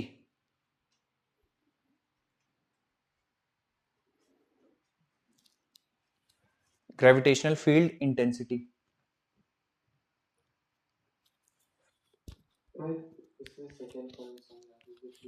सेकेंड वाला, if it is a two body interaction, that is gravitational force between the two particles is independent of the presence or absence of other bodies or particles। मतलब जैसे दो particle हैं यहाँ पे m1 m2, ठीक है, और इनके बीच की दूरी कुछ r है, तो इनके बीच में जो ग्रेविटेशनल अट्रैक्शन लगेगा उसकी वैल्यू होगी gm1 m2 upon r square. ठीक है, अब मैं क्या कर रहा हूं, यहाँ पे एक तीसरा पार्टिकल रख दूं m3, तो इस तीसरे पार्टिकल के आ जाने की वजह से इन दोनों के बीच में लगने वाला ग्रेविटेशनल अट्रैक्शन नहीं बदलेगा, वो इन दोनों पे ही डिपेंड करेगा। आप तीसरा पार्टिकल रख देंगे तो इस पे नेट फोर्स बदल जाएगा, इस पे नेट फोर्स बदल जाएगा, लेकिन इन दोनों के बीच में लगने वाला ग्रेविटेशनल अट्रैक्शन नहीं बदलेगा। ठीक है, ये कहना चाह रहा है। तो ये हम ऑलरेडी लिख चुके हैं, आपको वापस से लिखने की जरूरत नहीं। हाँ सर, कंफ्यूज में सर। बोलिए बोलिए सर, ये जो फॉर्मूला ये सेलेस्टियल बॉडीज पर भी अप्लाई होगा? सेलेस्टियल बॉडीज पे ये फॉर्मूला देखिए स्फेरिकल होंगी तो अप्लाई होगा। ठीक है, स्फेरिकल ऑब्जेक्ट्स पे अप्लाई हो जाएगा। ठीक है, बस इसमें ध्यान रखना है कि जो दूरी है ना, जो दूरी है पार्टिकल्स या सेलेस्टियल ऑब्जेक्ट्स के बीच में, वो बहुत ज्यादा है as compare to their dimension, तो फिर वैलिड है। ठीक है, मतलब सर जैसे एक प्लैनेट है डिस्टेंस उसके होस्ट जो स्टार है उससे 0.24 लाइट मिनट्स है, और उसका जो रेडियस है वो अर्थ के बिल्कुल इक्वल है, तो उनके बीच में फिर हो जाएगा वैलिड। आप लाइट ईयर्स बोल रहे हैं ना उनके बीच की दूरी? हाँ सर, हाँ हो जाएगा। Light minute sir, light minute. Light minute, अच्छा 1 मिनट में लाइट, फिर भी 1 मिनट में भी लाइट काफी चल जाएगी, है ना। जैसे देखिए मैं बताता हूँ कॉन्सेप्ट क्या है। जिन दो पार्टिकल्स के बीच में आप फोर्स लगा रहे हैं ना, उनके जो डायमेंशंस होने चाहिए, ठीक है, अगर स्फेरिकल नहीं है तो, स्फेरिकल है तो फिर तो बात ही खत्म हो गई, क्योंकि स्फेयर में क्या होता है कि आप पूरा मास उसके सेंटर पे कॉन्सेंट्रेटेड मान सकते हो। जैसे ये प्रॉपर्टी जो लिखी हुई है कि हम ऐसा मान सकते हैं कि ये जो पार्टिकल है इसका पूरा का पूरा मास उसके सेंटर पे ही कॉन्सेंट्रेटेड है। ठीक है, इसको भी मान सकते हैं कि इसका पूरा मास इसके सेंटर पे कॉन्सेंट्रेटेड है। जैसे अर्थ है, अर्थ और सन के बीच में क्या वैलिड है? हाँ वैलिड है, क्योंकि अर्थ भी हमारी स्फेरिकल शेप में है ऑलमोस्ट, तो उसके सेंटर पे मान सकते हैं उसका मास पूरा कॉन्सेंट्रेटेड। सन भी स्फेरिकल है ना, तो उस पर भी हम लोग मान सकते हैं उसके सेंटर पे कॉन्सेंट्रेटेड है। ठीक है, तो बिल्कुल वैलिड है, सन और अर्थ के बीच में लगा सकते हैं। ठीक है, आई होप मिल गया होगा आपको आंसर। स्फेरिकल है तो फिर कोई, हाँ स्फेरिकल है तो कोई दिक्कत ही नहीं है।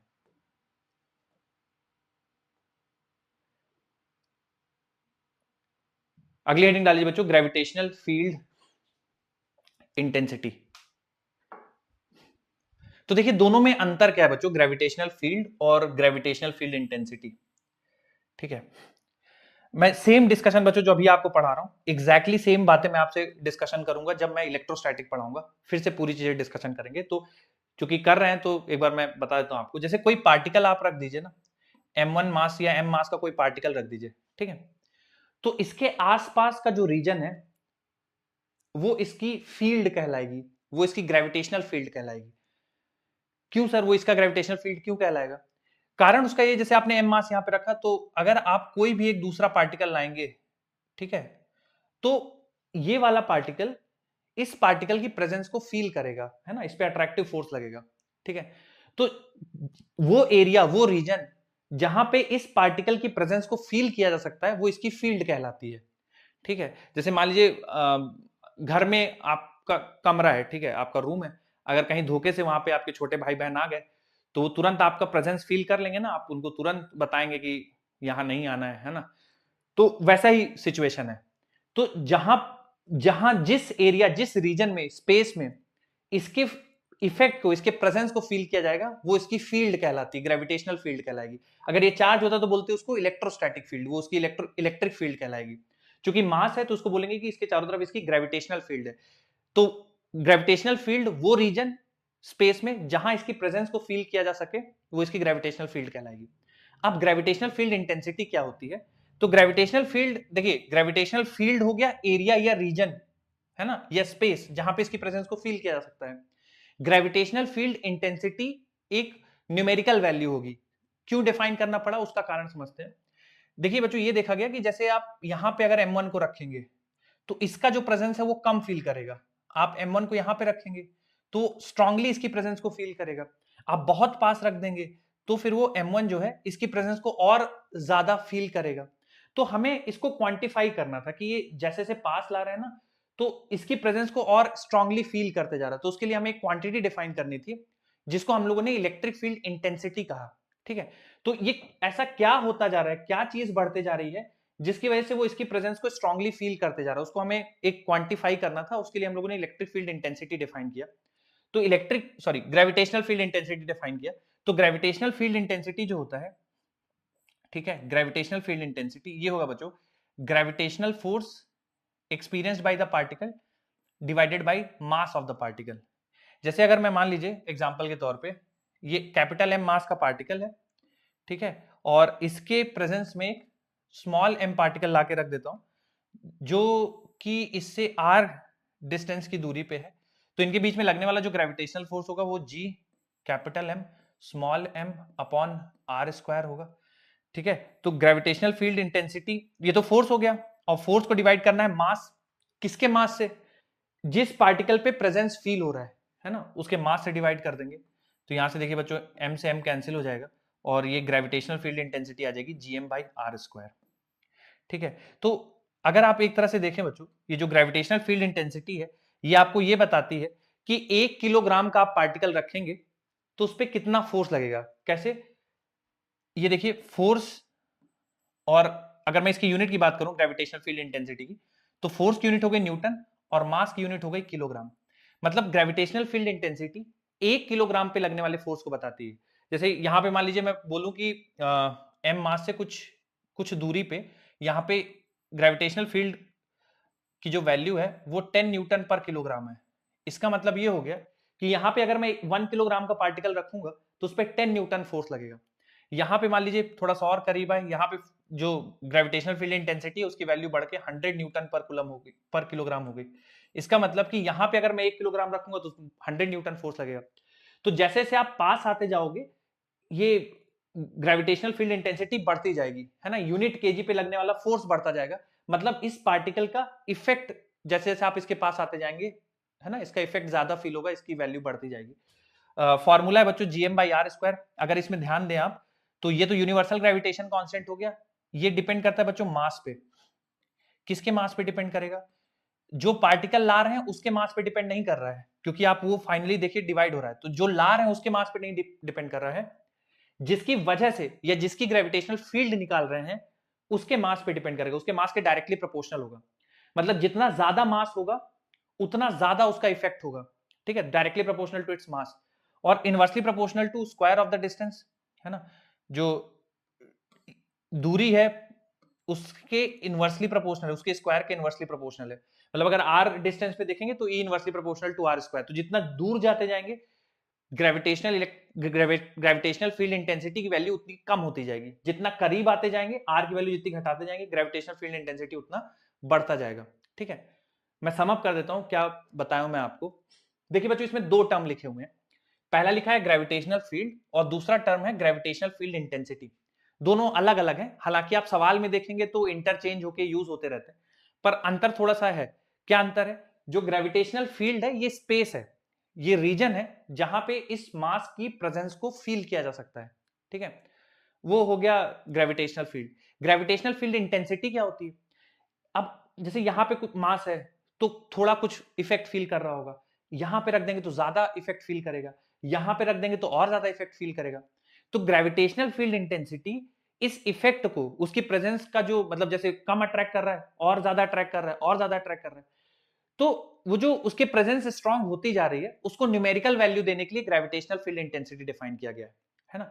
जैसे यहां पे मैं बोलूंगा ग्रेविटेशनल फील्ड इंटेंसिटी 10 है, यहां पे ग्रेविटेशनल फील्ड इंटेंसिटी 100 है, तो जहां पे 100 है मुझे आइडिया लग गया कि वहां पे उसका प्रेजेंस ज्यादा स्ट्रांग है, मतलब उसका इफेक्ट ज्यादा स्ट्रांग है।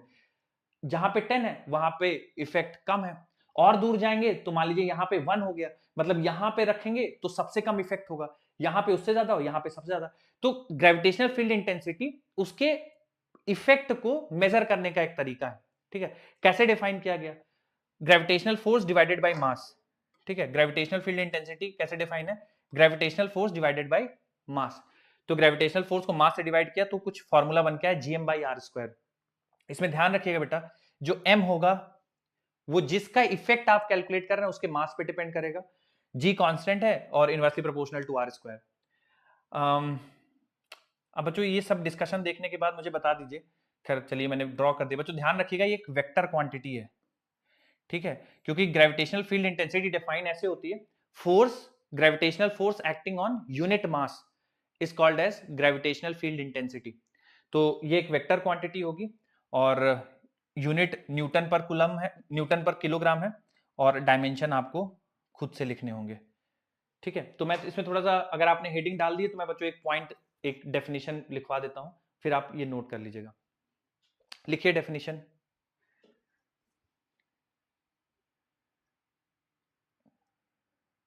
Gravitational field, gravitational field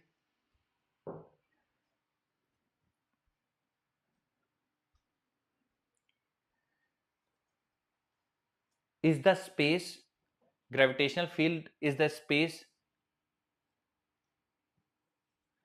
gravitational field is the space in which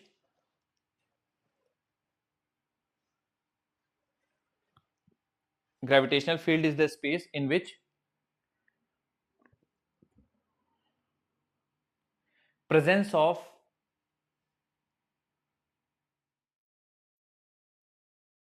presence of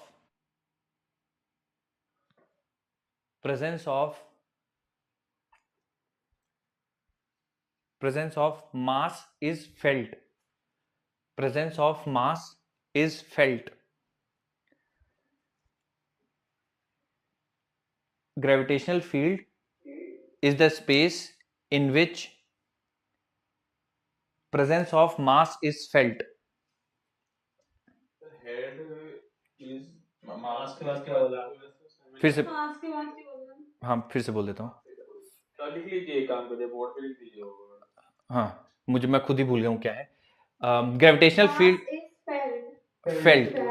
felt FELT felt. Feel की second form, felt third form, second form, जो भी है। लिख लिया बेटा, अगला लिखिए। Yes sir. Gravitational field intensity, gravitational field intensity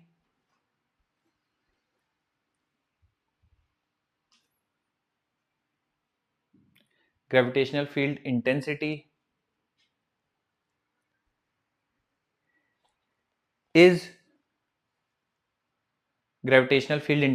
is force. Gravitational field intensity is force acting on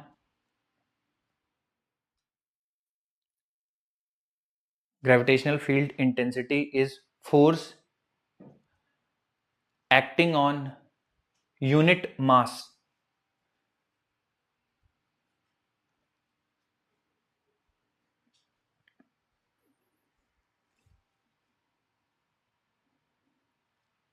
Gravitational field intensity is force acting on unit mass.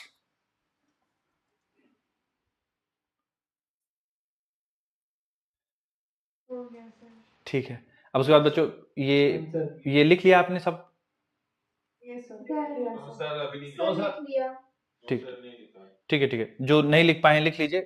Done sir. ठीक, sir इसके डायमेंशंस LT-2 आ रहे हैं क्या? बिल्कुल। बस ये है।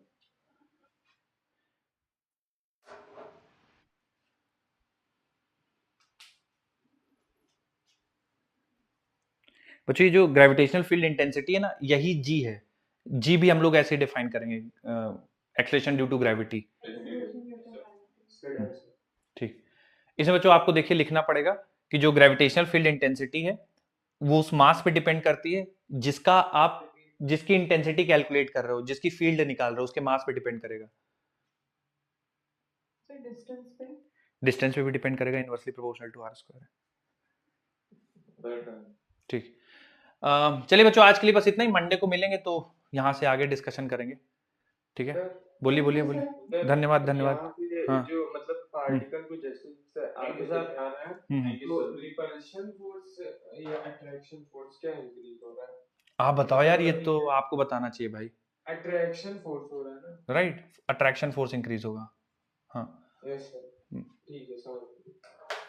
चलिए बच्चों, thank you so much. Bye sir. Bye बेटा, bye bye bye bye bye bye.